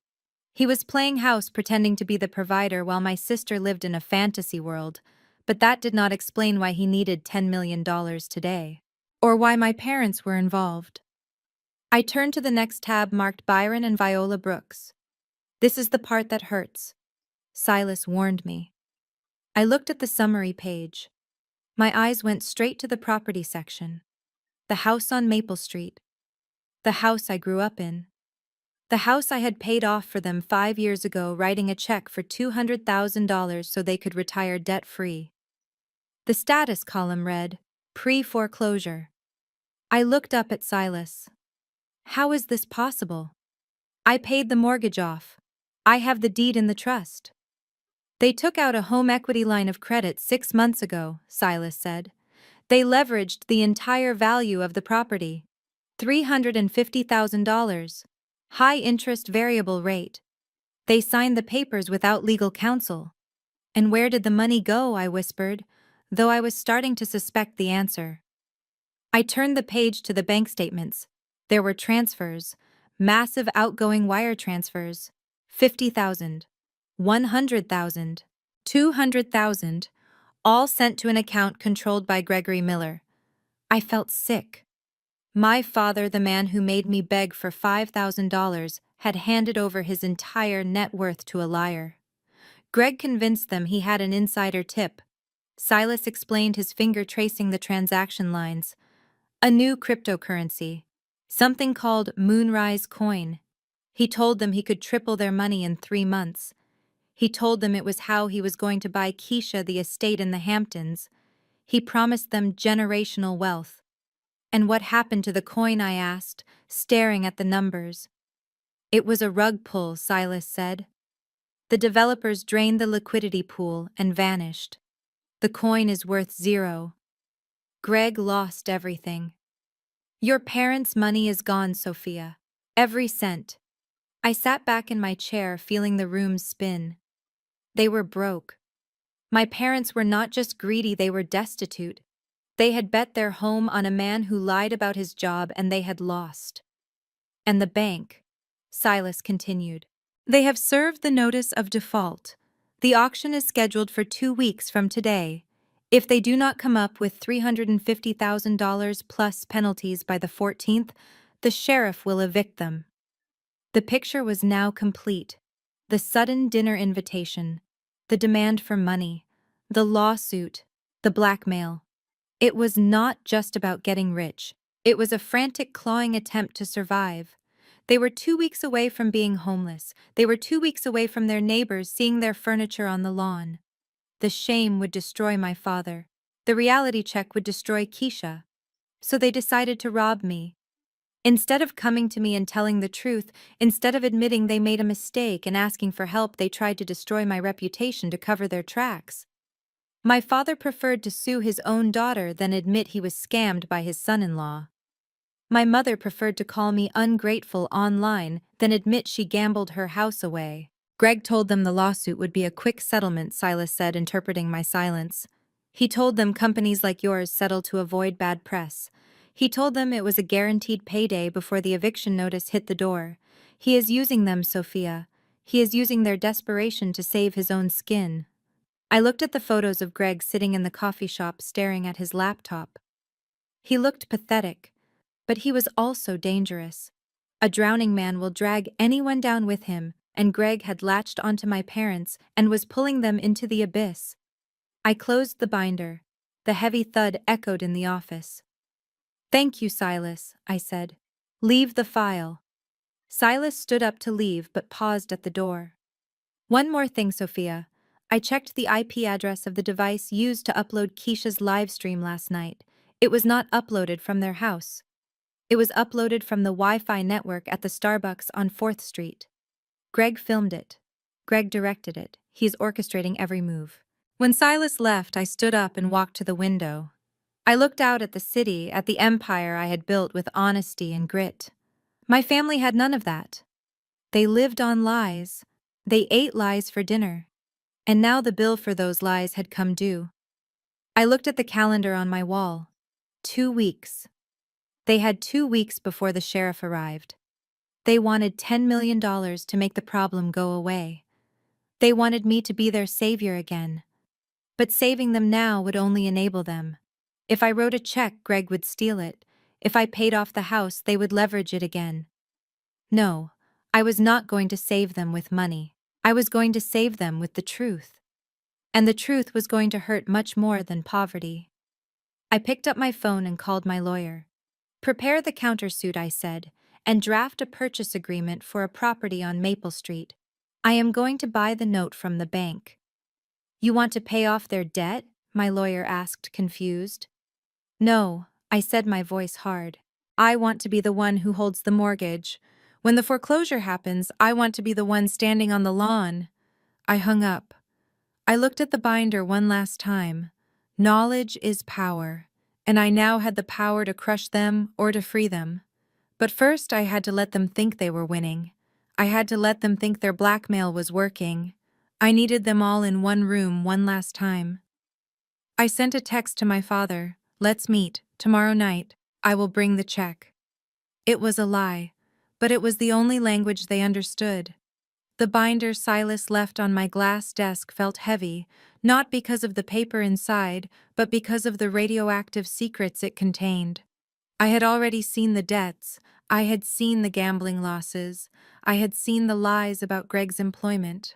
But Silas had told me the real weapon was in the back under the tab marked Taxes 2014. I poured myself a glass of water, my hands steady now.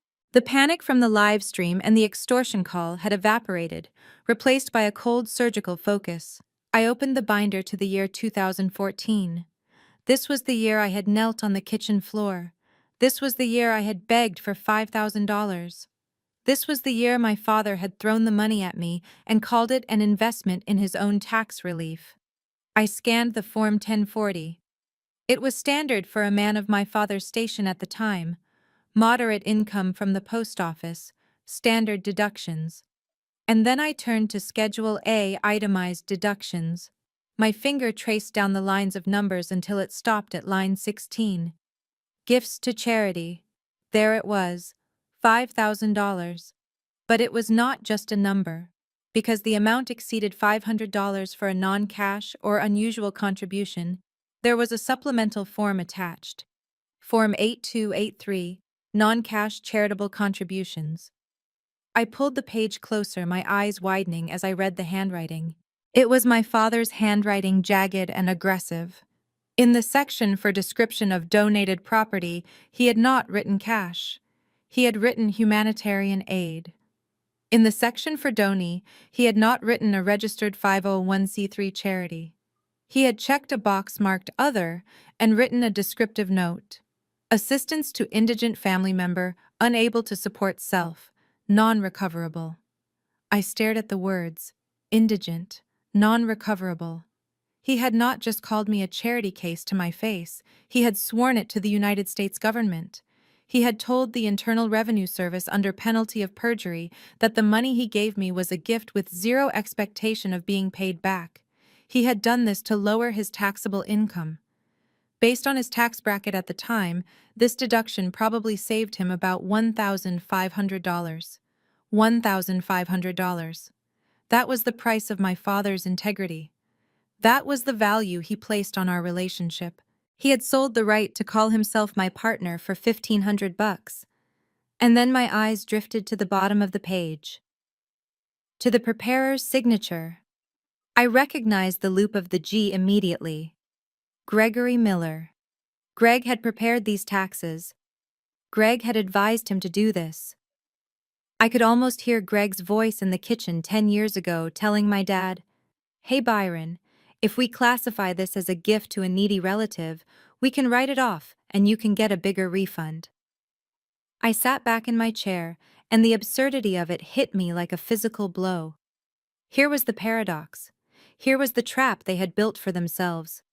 In their lawsuit filed this morning, they claimed the $5,000 was an investment, a capital contribution in exchange for equity. But in their tax returns filed 10 years ago, they claimed it was a charitable gift with no return expected. They could not have it both ways. If they went to court to fight for the equity, they would have to admit that this tax return was fraudulent. That would be tax fraud, filing a false return, conspiracy to defraud the IRS. Since Greg signed it and Byron signed it, they would both be liable. That is a felony. That means prison time. But if they stuck to the tax return to stay out of jail, then they had to admit the money was a gift. And if it is a gift, they have zero claim to my company. You cannot demand 40% of a company because you gave the CEO a birthday present 10 years ago. It was a perfect binary trap. Option A. They drop the lawsuit and get nothing. Option B. They pursue the lawsuit, admit to a federal crime, and go to prison. I started to chuckle. The sound was dry at first, scratching my throat. But then the irony of it expanded in my chest. My father was so cheap, so desperate to save a few pennies back then, that he had inadvertently signed away his rights to a fortune. His own stinginess was his undoing. The chuckle grew into a laugh. A loud, unladylike laugh that bounced off the glass walls of my office. I laughed until tears streamed down my face. I laughed for the 22-year-old girl who had cried on the floor. I laughed for the woman who had felt worthless because her father looked at her with disgust. He thought he was being smart. He thought he was gaming the system. Indigent daughter. Who is indigent now? Dad? I said aloud to the empty room, wiping a tear from my eye. I looked at the document again. It was beautiful. It was not just a piece of paper. It was a sword forged in the fires of their own greed. I picked up my phone and dialed my lawyer. "Sarah," I said, my voice still thick with mirth. "Sophia, are you okay? You sound hysterical." "I am fine, Sarah. I am better than fine. Listen, I need you to print something out for me, a specific section of the federal tax code." "Which section?" Sarah asked, confused. "The section regarding tax fraud and the penalties for filing false returns," I said. "And Sarah, do we have a contact at the IRS Criminal Investigation Division?" We do, Sarah said, her voice dropping. Sophia, what did you find? I found the smoking gun, I said. Or rather, I found the receipt. Listen to me carefully. I am not settling. I am not wiring $10 million. I am going to meet them tomorrow. You are meeting them, Sarah asked, alarmed. Sophia. That is dangerous. They are desperate. I know, I said. But I need to see their faces. I need to see the moment they realize that they handed me the weapon that is going to end them. I hung up the phone. I stood up and walked to the window, looking out at the city lights. Below me, millions of people were rushing home to their families, to dinners and hugs and warmth. I did not have that. I had a binder full of crimes and a heart full of ice. But in this moment, looking at the reflection of my face in the glass, I realized something. I did not need their love. Love is messy. Love is conditional. I had leverage, and leverage never lies. I went back to my desk and picked up the binder. I ran my fingers over the signature line. Gregory Miller, Byron Brooks. 2 names bound together by a lie. Tomorrow night I would untie the knot, and I would watch them hang. I packed the binder into my bag. I grabbed the digital recorder with the extortion tape. I checked my appearance in the mirror. My eyes were bright, my posture was straight. The grieving daughter was gone. The victim was gone. The auditor was ready for her appointment. The next 24 hours were a masterclass in the art of radio silence. In the world of public relations, silence is usually interpreted as an admission of guilt. When a scandal breaks, the accused is supposed to issue a denial release, a statement, or appear on a morning talk show to weep and ask for forgiveness. My silence was deafening. It created a vacuum that my family rushed to fill with their noise. Keisha took my lack of response as a sign of total defeat. Emboldened by her viral success, she launched a marathon of content. She went live 3 times in one day. She posted a series of TikToks reenacting childhood traumas that never happened. She cried about how I used to steal her lunch money, which was ironic considering I was the one buying the groceries. Her follower count swelled to 700,000. She was high on the dopamine of attention and the promise of a payday. She started tagging brands in her hate posts, trying to secure sponsorship deals for her misery. My parents were equally intoxicated by the smell of imaginary money. Silas, my private investigator, sent me updates that would have been funny if they were not so tragic. Byron and Viola spent the afternoon touring a $4 million estate in Alpine, New Jersey. They walked through marble hallways they could not afford, critiquing the finishes. My father told the real estate agent that they were expecting a significant liquidity event within 48 hours. They even put down a $10,000 deposit on a credit card that was already near its limit, confident that my $10 million wire was just a signature away. They were spending the settlement before I had even agreed to a meeting. They were so blinded by their own narrative that they forgot who they were dealing with. They forgot that I did not build a logistics empire by being emotional. I built it by being a predator who knows how to wait in the tall grass. While they were measuring curtains for a mansion that would never be theirs, I was sitting in a conference room on the 45th floor of a building in Midtown. The view was breathtaking, but I was focused on the mahogany table in front of me. Sitting across from me were 3 of the most expensive litigators in New York City. These were not billboard lawyers like Greg's friend Miller. These were sharks in bespoke suits, men and women who billed $1,500 an hour to dismantle corporations and crush rebellions. In the center of the table sat the binder, the red binder. We had spent the last 10 hours organizing the evidence. It was a beautiful, terrifying compilation of their sins. Tab 1 contained the transcript and audio file of Greg attempting to extort $10 million from me. My lawyers confirmed it met every criteria for federal wire fraud and extortion. Tab 2 contained the forensic accounting report Silas had compiled showing the gambling losses, the crypto scams, and the misappropriation of my parents' home equity.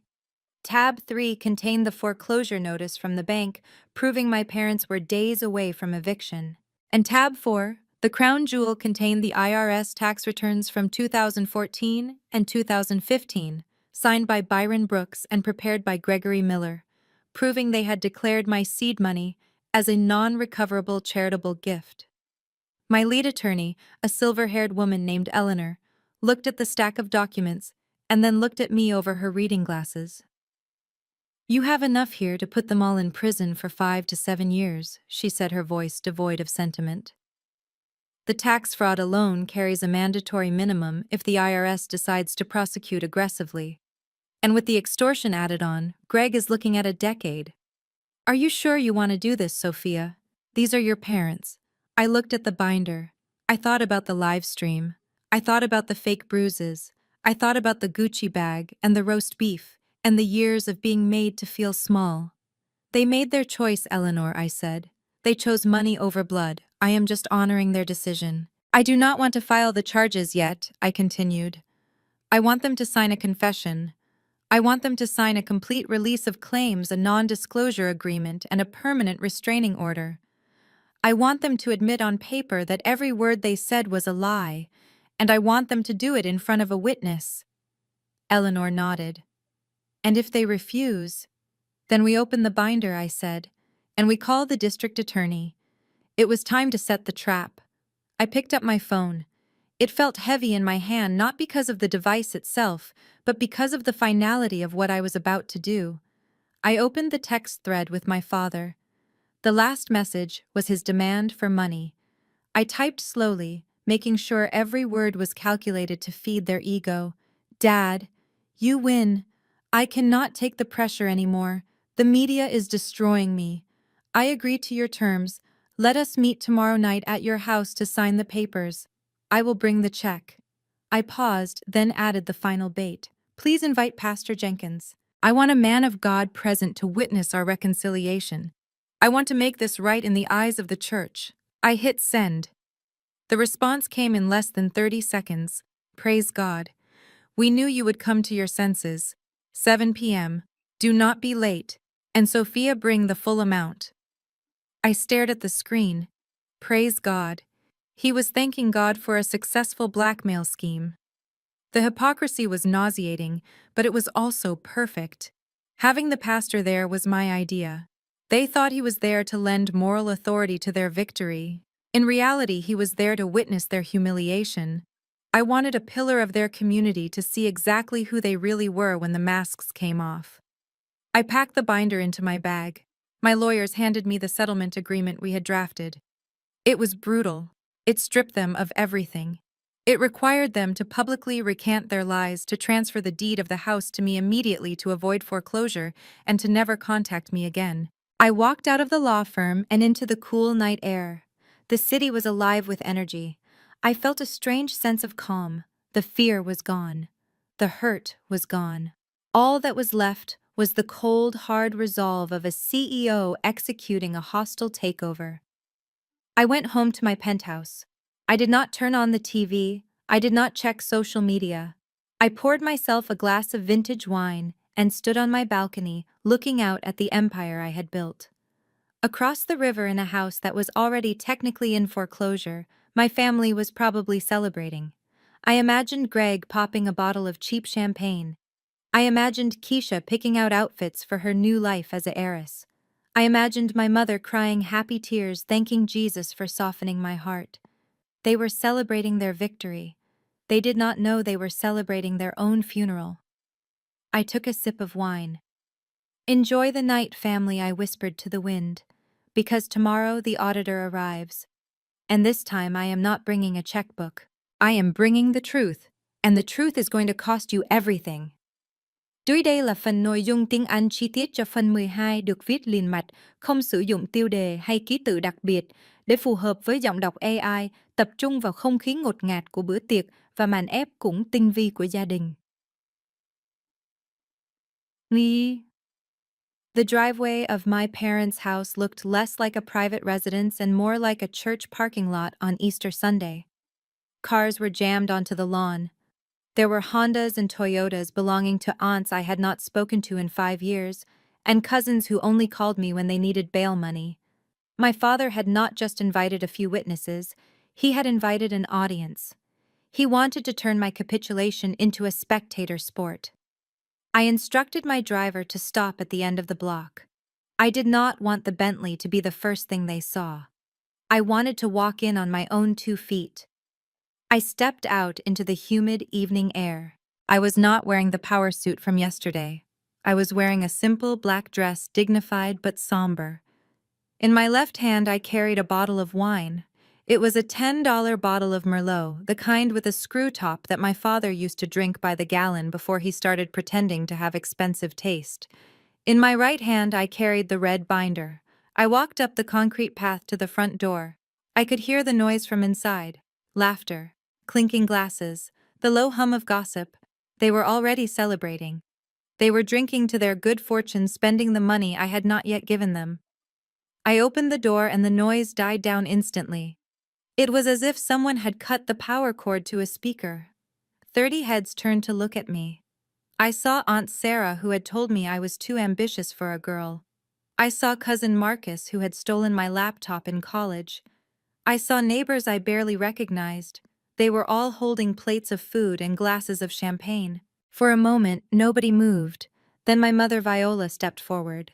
She was wearing a new dress, something flowing and floral, that looked suspiciously like it came from a boutique in the mall she could not afford. She opened her arms wide, performing the role of the forgiving matriarch. "Sophia," she cried out, her voice thick with fake emotion. "The prodigal daughter returns." Praise Jesus. She hugged me. Her body felt stiff and cold against mine. She smelled of expensive perfume and desperation. I did not hug her back. I stood there like a statue, my arms at my sides holding my wine and my binder. Come in," Viola said, pulling away and ushering me into the living room. "Look, everyone. She is here. Our girl is here to make things right." The room erupted in applause. It was sickening.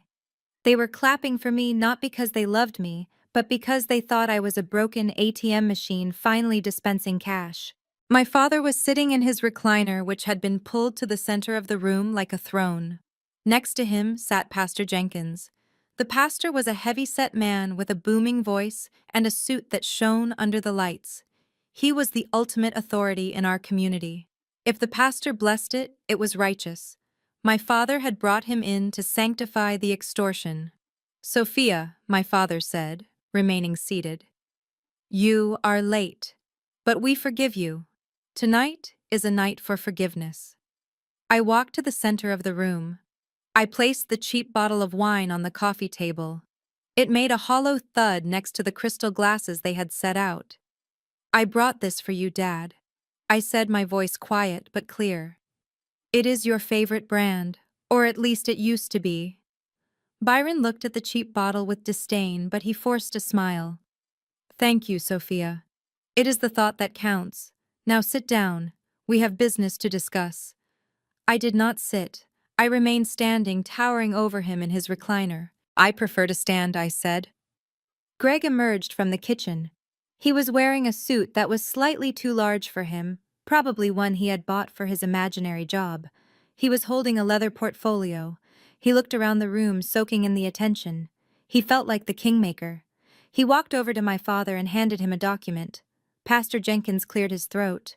He stood up, holding a Bible in his massive hands. The room fell silent again. Everyone bowed their heads, expecting a prayer. Sophia, the pastor, began, his voice resonating off the walls. "Your father has told me everything. He told me about the struggle, about the misunderstanding, and I want to tell you that I am proud of you." He stepped closer to me, invading my personal space. "The Bible says, to whom much is given, much is required. You have been blessed, Sophia. You have been blessed with wealth, with influence, with power. But those blessings are not yours to hoard. They belong to the community. They belong to the family that raised you." He looked around the room at the nodding faces of my relatives. "Honor thy father and mother," the pastor continued. "That is the first commandment with a promise. Tonight you have a chance to honor them. You have a chance to wash away the sin of greed and selfishness. You have a chance to be a good daughter again." It was a masterclass in spiritual manipulation. He was using God to guilt-trip me into signing a check. He was framing my hard-earned success as a sin and their extortion as a holy act. Greg stepped forward, seizing the moment. He opened the leather portfolio and pulled out a sleek silver pen. He placed a document on the coffee table next to the cheap wine. It was the settlement agreement. I could see the number $10 million typed in bold at the top, and below it a clause transferring 40% of my voting rights to a family trust controlled by Byron Brooks. "We made it simple for you, Sophia." Greg said, his voice smooth and reassuring. "Just like we discussed on the phone, 10 million now. And the equity transfer. It is a fair deal. It is 40%. That leaves you with 60. You are still the boss. You still get to be the CEO." He uncapped the pen and held it out to me. "Sign it," Greg urged. "Sign it, and we can all eat." Mom made her peach cobbler. Keisha deleted the video from her phone. She is just waiting to delete it from the servers. Everything goes back to normal. I looked at the pen. I looked at the pastor, who was nodding encouragingly. I looked at my mother, who was wiping a tear from her eye. I looked at my father, who was leaning forward in his chair, his eyes fixed on my hand. They really believed this was it. They thought the pressure of the crowd, the weight of the religion, and the threat of the scandal had broken me. They saw a woman standing alone, defeated and ready to surrender. They did not see the red binder in my right hand. I took a deep breath, letting the silence stretch out until it was uncomfortable. "You went to a lot of trouble," I said, looking at the crowd. "You invited everyone. You brought the pastor. You even bought champagne." "We wanted to celebrate you, Sophia," my mother said. "No," I said, cutting her off. "You wanted to witness me. You wanted to make sure I could not back out. You wanted to shame me into submission." Sophia, the pastor warned, his voice dropping an octave. "Be careful with your tone. Pride goes before a fall." I looked at the pastor. "You are right, Pastor," I said. "Pride does go before a fall, but you are confused about who is standing on the edge of the cliff." I stepped forward and placed the red binder on the table directly on top of the settlement agreement. The heavy thud echoed in the room. "I am not going to sign that paper," I said. A murmur went through the crowd. My father's face darkened. "Sophia, do not do this," Byron growled. "We had a deal. Do not make me ruin you." "I am not ruining anyone, Dad," I said, my hand resting on the cover of the binder. "I am just balancing the books. You asked for an accounting of your investment. You asked for what you are owed." I looked at Greg. He looked nervous. He recognized the look in my eye. It was not the look of a victim. It was the look of a CEO who had just found a discrepancy in the ledger. "Greg, why don't you sit down?" I said. "You are going to want to be seated for this." "What is that?" Greg asked, pointing at the binder. "This," I said, patting the cover. "This is the truth. You brought the Bible. I brought the receipts." I flipped the cover open. The first page was a blown-up photocopy of the handwritten note from 10 years ago. "Let us start with the beginning," I said, my voice projecting to the back of the room. "Let us start with $5,000 and a kitchen floor." I flipped open the cover of the red binder. The sound was sharp, like the crack of a whip in the silent room. I did not look up. I kept my eyes focused on the documents, running my finger down the page with agonizing slowness. I could feel their eyes on me. They were confused. They were expecting a check, a wire transfer confirmation, or a signed surrender. Instead, they were looking at a photocopy of a standard government form. "Dad," I said, my voice low and steady. "You said earlier that $5,000 was an investment. You said it was seed capital. You said you were an angel investor who took a risk on his daughter." I looked up, then locking eyes with him. "If that is true, then why does the Internal Revenue Service have a different story?" Byron frowned, shifting in his throne. "What are you talking about, Sophia? That is just paperwork." "It is not just paperwork, Dad," I corrected him. "It is a sworn statement. It is a federal declaration. And right here on page 12 of your 2015 tax return, you told a very different story about that money." I turned the binder around and slid it across the coffee table toward him. He looked down, his eyes squinting behind his glasses. Read line 16. Dad, I commanded. Read it out loud so the pastor can hear. Byron hesitated. He looked at Greg, who was suddenly very pale. Read it, I said, my voice hardening. Byron leaned forward. Gifts to charity, he mumbled. Louder, I said, and read the description in the supplemental section. Byron swallowed hard. Assistance to indigent family member unable to support self. Non-recoverable. No goods or services received in exchange. The room went deadly quiet. The words hung in the air, stripping away the myth of the benevolent father. Indigent. Unable to support self. Non-recoverable. I stood up and walked around the table, pacing slowly like a prosecutor in front of a jury. You see the problem here, don't you, Dad?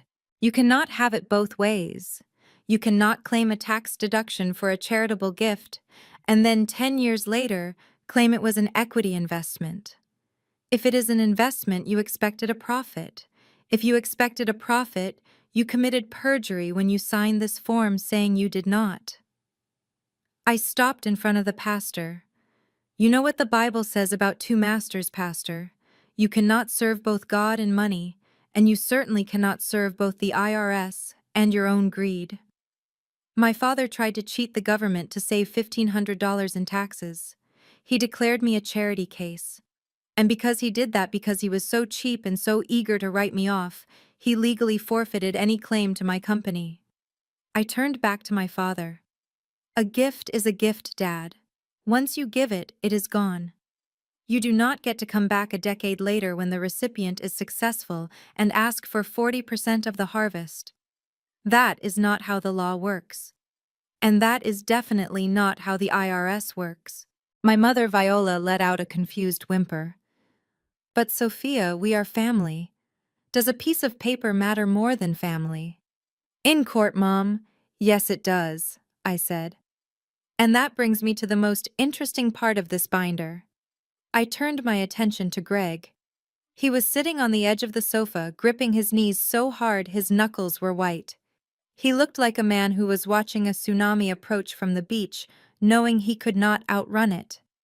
Greg, I said, my voice dropping to a conversational tone which made it even more terrifying. You are the financial expert here, right? You are the one with the leather portfolio and the big ideas. Greg opened his mouth, but no sound came out. I pointed to the bottom of the tax return. That is your signature right there, Greg. Paid preparer. You prepared these taxes. You advised my father to classify that money as a gift. You signed your name verifying that everything in this document was true and correct under penalty of perjury. I took a step closer to him. He shrank back into the cushions. And today you filed a lawsuit claiming the exact opposite. You filed a legal complaint stating that the money was an investment. I let a small, cold smile play on my lips. Do you know what that is called, Greg? It is called filing a false return. It is called tax fraud. And since you used the mail and the internet to coordinate this little scheme, it is also mail fraud and wire fraud. I leaned down until my face was level with his. I could smell the cheap cologne he wore to mask the scent of his fear. I had my lawyers look up the sentencing guidelines this afternoon, Greg. For federal tax fraud of this nature, especially when it involves a conspiracy to extort money, the mandatory minimum sentence is 3 years in federal prison. Not county jail, Greg. Federal prison. The kind where you do not get to come home on weekends.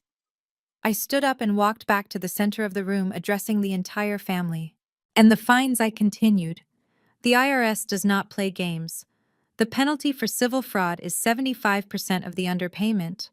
But for criminal fraud, which is what this is, the fines can go up to 250%. Plus interest. 10 years of compound interest. I looked at my father, who was now clutching his chest. You want $130 million, Dad.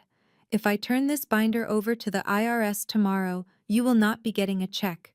You will be getting an indictment. You will lose this house. You will lose your pension. You will lose your freedom. And Greg, I looked at my sister Keisha, who was staring at her husband with horror. Greg will be in prison until your unborn child is in kindergarten. The silence that followed was absolute. The relatives who had been clapping earlier were now looking at the floor, trying to make themselves invisible. The pastor closed his Bible with a soft thud and took a step back, distancing himself from the blast zone. My mother looked at Greg. "Is this true?" she whispered. "Greg, tell her she is lying. Tell her it was an investment." Greg looked up. His arrogance was gone. His swagger was gone. He looked small and pathetic. I thought we could fix it," he stammered. "I thought if she just paid the settlement." "So you admitted it," I said, pouncing on his words. "You admitted that you knew it was a lie. You were just hoping I would pay you to keep quiet before anyone checked the paperwork." I picked up the settlement agreement he had placed on the table, the one that demanded $10 million and 40% of my company. "This," I said, holding it up. "This is evidence of extortion." I ripped the paper in half. The sound was loud and satisfying. I ripped it again and again until it was just confetti falling from my hands onto the carpet. "I am not signing anything," I said. "I am not paying you a dime. In fact, I am the one who should be charging you. I paid off this house. I sent you checks for 5 years. I tried to buy your love, and all it got me was betrayal." I looked at my father. He looked old suddenly. The air had gone out of him. He slumped in his recliner, a defeated king on a crumbling throne. "You called me indigent, Dad. You threw money at me like I was a beggar. And now the beggar is the only thing standing between you and a prison cell." I reached into the pocket of the binder and pulled out a different document. It was a single page, crisp and white. "I have a new deal for you," I said, placing it on the table. "It is not $10 million. It is a surrender." I looked at them all. The sharks, the leeches, the hypocrites. "You have 5 minutes to decide," I said, checking my diamond watch. "You can sign this paper admitting that everything you said was a lie and agreeing to disappear from my life forever. Or I walk out that door with this binder and I go straight to the FBI field office." I looked at Greg. Tick-tock, Greg. "Prison does not have a VIP section." The silence that followed my threat was heavy and suffocating. It was the kind of silence that usually precedes a scream. I watched the blood drain from Greg's face. It happened in slow motion. One moment, he was the arrogant architect of my destruction, and the next, he was a terrified man realizing that the ground beneath him had turned into a trapdoor. He looked at the red binder on the table as if it were a radioactive isotope that was slowly poisoning him. His hands, which had been so steady when he handed me the extortion contract, began to tremble violently. The silver pen he had offered me slipped from his fingers and clattered onto the glass table, sounding like a gunshot in the quiet room. That sound broke the spell. The room exploded into chaos. It was not the chaos of a united front fighting an external enemy. It was the chaos of rats scrambling over each other as the ship went down. My mother Viola was the first to break. The mask of the doting matriarch vanished completely, replaced by the snarling face of a woman who was watching her lifestyle evaporate. She turned on Greg with a speed that was terrifying. "You told us this was legal," she screamed, her voice cracking. "You told us it was standard business negotiation. You said she would just pay the money and we would be safe." Greg stammered, trying to back away from her. "Viola, I mean the law is open to interpretation." "Interpretation," Viola shrieked. "She is talking about prison, Greg. She is talking about the IRS. You prepared those taxes. You told Byron to sign them. You said it was a smart loophole. You did not tell us it was a felony." She began to hit him. My mother, the church lady who prided herself on her decorum, was slapping her son-in-law on the shoulder with her manicured hands. "You ruined us," she wailed. "You gambled away our house on that stupid crypto coin, and now you are going to send us to jail. Get out of my house." Byron, my father, was clutching his chest. He was not faking it this time. The reality of his situation had finally pierced his armor of arrogance. He looked at the pastor who was slowly backing away toward the door, trying to make himself invisible. My father realized in that moment that his reputation was dead. If this binder became public, he would not just be poor. He would be a pariah. "Sophia," he gasped, looking at me with wide, terrified eyes. "You cannot do this. I am an old man. I have a heart condition. Prison would kill me.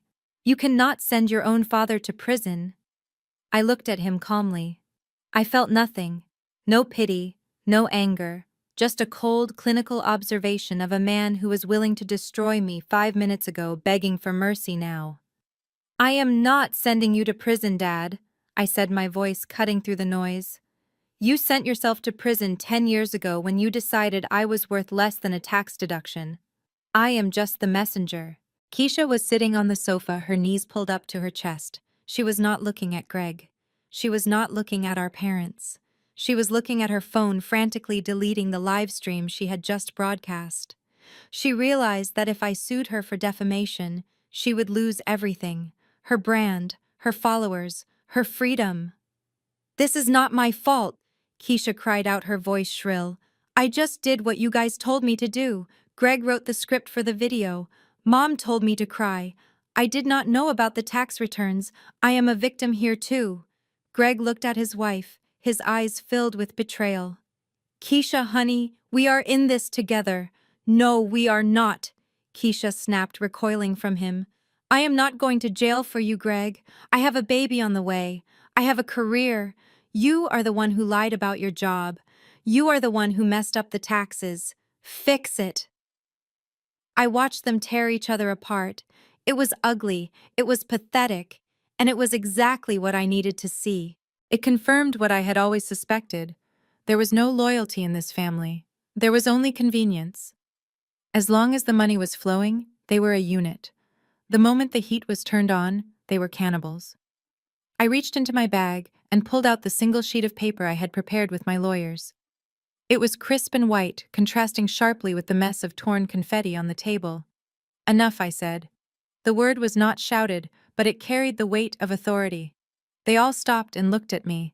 My mother stopped hitting Greg. My father stopped gasping. Keisha stopped crying. They looked at me like I was the only life raft in the middle of the ocean. I walked over to the table and placed the document down. "I am going to give you a choice," I said. "A choice you do not deserve." I pointed to the document. "This is a new agreement. It is not a settlement.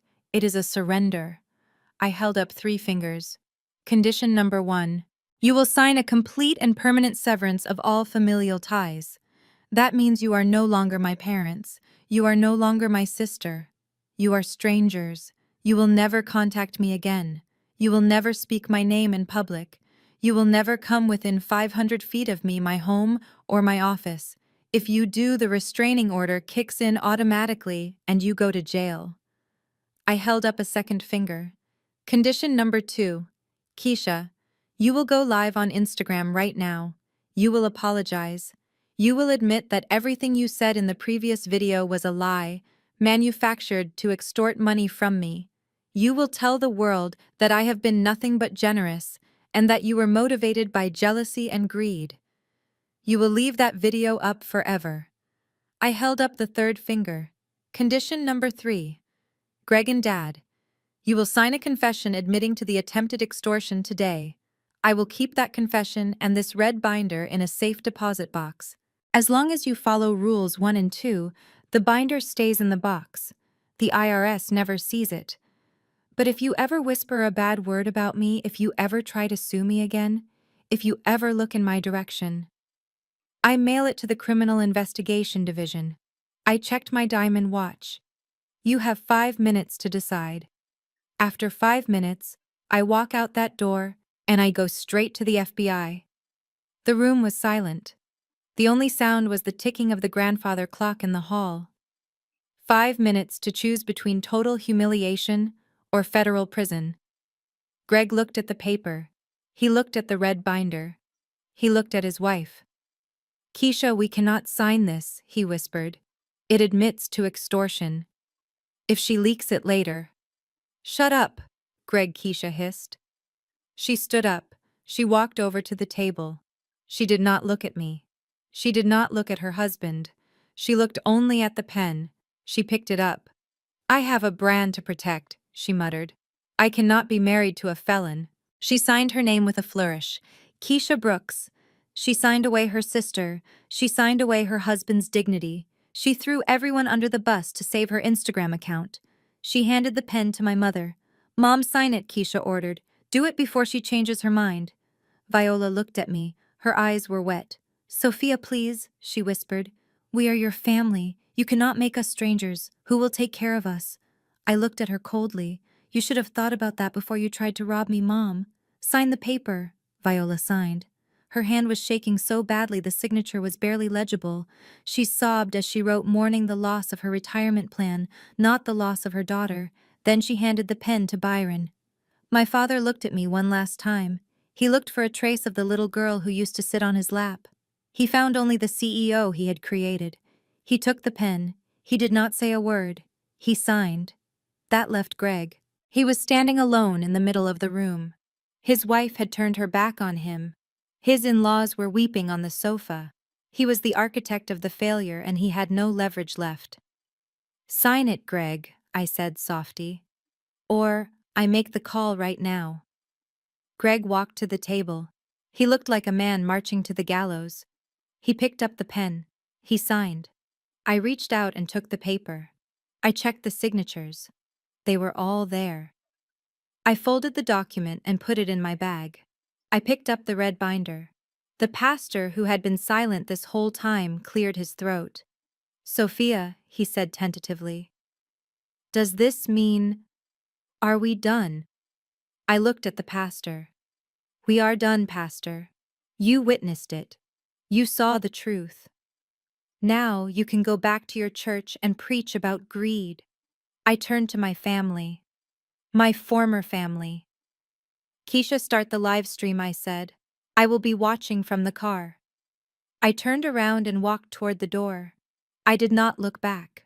I heard Keisha's voice behind me pitching up into her fake influencer tone. Hey guys, I have a really important update. I messed up. I walked out into the night air. It tasted sweet. It tasted like freedom. I had walked in with a burden, and I was leaving light as a feather. I had lost a family, but I had saved myself, and that was a trade I would make every single time. The fallout was not immediate, but it was inevitable, like a slow-moving landslide that finally claims the house sitting precariously on the cliff. 3 months have passed since I walked out of my parents' front door, leaving behind a red binder and a shattered illusion. In those 3 months, the silence from my family has been absolute. They signed the agreement, and for the first time in their lives, they honored a contract. Not out of integrity, but out of fear. They knew I was watching. They knew the IRS was just one phone call away. I did not have to lift a finger to destroy them. That is the tragedy of people like my family. They were already destroying themselves. I just stopped being the safety net that caught them every time they fell. The house on Maple Street was sold on the courthouse steps 2 weeks after our meeting. My father tried to get a bridge loan. He tried to sell the furniture. He even tried to appeal to the bank manager as a man of the cloth. But banks do not care about sermons, and they certainly do not care about excuses. They care about liquidity, and without my money flowing into their accounts, my parents were dry. I had my assistant attend the auction just to observe. She told me it was a sad affair. My mother sat in her car across the street, watching strangers bid on the home she had once claimed was her queendom. She did not look like the woman who had demanded a mansion in the Hamptons. She looked small. She looked old. The house sold for less than the debt owed on it. They walked away with nothing. No equity, no legacy, just a few boxes of clothes and a lifetime of regret. They moved into a one-bedroom apartment on the south side of town. It is a noisy neighborhood. The walls are thin. There is no space for a formal dining room table. There is no room for a throne for my father to sit on and judge the world. I imagine they spend their days blaming each other. My father blaming my mother for spending too much. My mother blaming Greg for losing it all. But they will never blame themselves. That would require a level of self-reflection they are incapable of possessing. Greg and Keisha did not survive the crash. Their marriage was built on the shaky foundation of shared delusion, and when the money ran out, the love evaporated. Greg is back living in his mother's basement. I heard through the grapevine that he is facing an investigation from the state insurance board for his previous fraudulent claims. He is unhireable. The man who lectured me on EBITDA and cash flow is now driving for a rideshare app, trying to make enough money to pay his legal fees. And Keisha, my sister, the golden child, the influencer. Last week I was walking past a discount grocery store downtown. I usually do not shop there, but I was looking for a specific type of organic ginger beer they stock. As I stood in the checkout line, I saw her. She was wearing a polyester smock. Her hair was pulled back in a messy bun, not a braid or a weave in sight.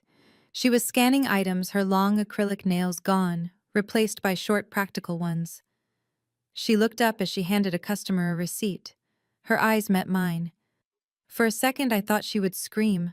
I thought she would make a scene, but she just froze. The shame on her face was visceral. She looked at my suit. She looked at the peace in my eyes. And then she looked down at her register. She did not say a word. She did not claim to be a victim. She just kept scanning. I realized then that her punishment was not the job. There is dignity in honest work. Her punishment was the loss of her audience. She was no longer the star of her own reality show. She was just another face in the crowd, anonymous and ordinary. The brand she had tried to protect by betraying me was dead. I walked out of the store without buying my ginger beer. I did not need to rub it in. Life had humbled her more effectively than I ever could. Now I am sitting on the terrace of my penthouse. The wind is cool up here, 50 stories above the city. The noise of the traffic below is just a gentle hum. To my left is a bottle of vintage wine. Real wine, not the cheap stuff I brought to that final dinner. To my right is my tablet showing the quarterly earnings for Greenstream Logistics. We are up another 15%. The board is happy, the investors are happy, but more importantly, I am happy. For years I thought happiness meant their approval. I thought if I just made enough money, if I just achieved enough success, they would finally look at me and see me. I thought I could buy my way into their hearts. But you cannot buy what is not there. You cannot fill a cup that has a hole in the bottom. People always say that blood is thicker than water. They use it as a weapon to keep you tethered to toxic people. They tell you that you only get one family, and you have to stick by them no matter what. They tell you that forgiveness is a duty. But they are wrong. Sometimes the most loving thing you can do for yourself is to walk away. Sometimes you have to look at the people who share your DNA and realize that they are the cancer that is killing you. In medicine, when a limb is gangrenous, you do not keep it because you are attached to it. You cut it off. You cut it off to save the body. You cut it off to survive. I lost a father that night. I lost a mother. I lost a sister. But look at what I found. I found the silence of a Sunday morning without criticism. I found the joy of a bank account that is mine and mine alone. I found the freedom to walk into a room and know that the people there love me for who I am, not for what I can give them. I took a sip of wine. The city lights twinkled below me like diamonds. My father wanted to charge me $130 million for his love. He thought that was the value of his presence in my life. He was wrong about the valuation. His absence. The peace I feel right now. The safety of knowing I will never be used again. That is worth far more than $325 million. That is priceless. I put the tablet down. I am done looking at the numbers. I am done looking at the past. The red binder is in a safe deposit box, and I hope I never have to open it again.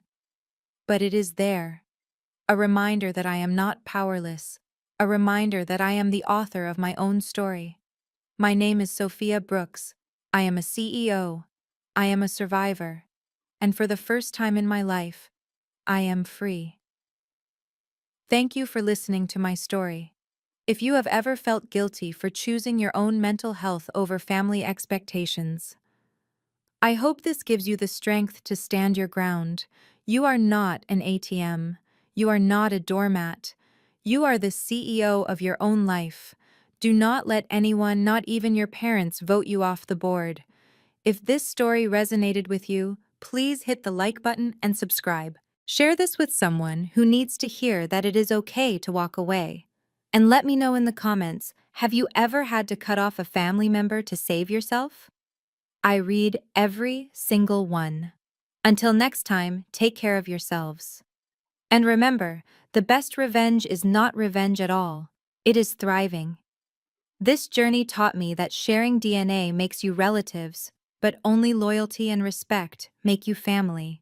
For years, I measured my worth by my father's approval, believing my success would finally make him love me. But I learned the hard way that you cannot buy affection from people committed to misunderstanding you. Walking away wasn't an act of cruelty. It was a necessary act of survival. My greatest asset wasn't the $325 million valuation, it was the realization that I am enough on my own. You are the CEO of your life. Never be afraid to fire toxic board members. If this story inspired you to prioritize your peace over their expectations, hit the like button, subscribe, and share this video with someone who needs the strength to walk away today.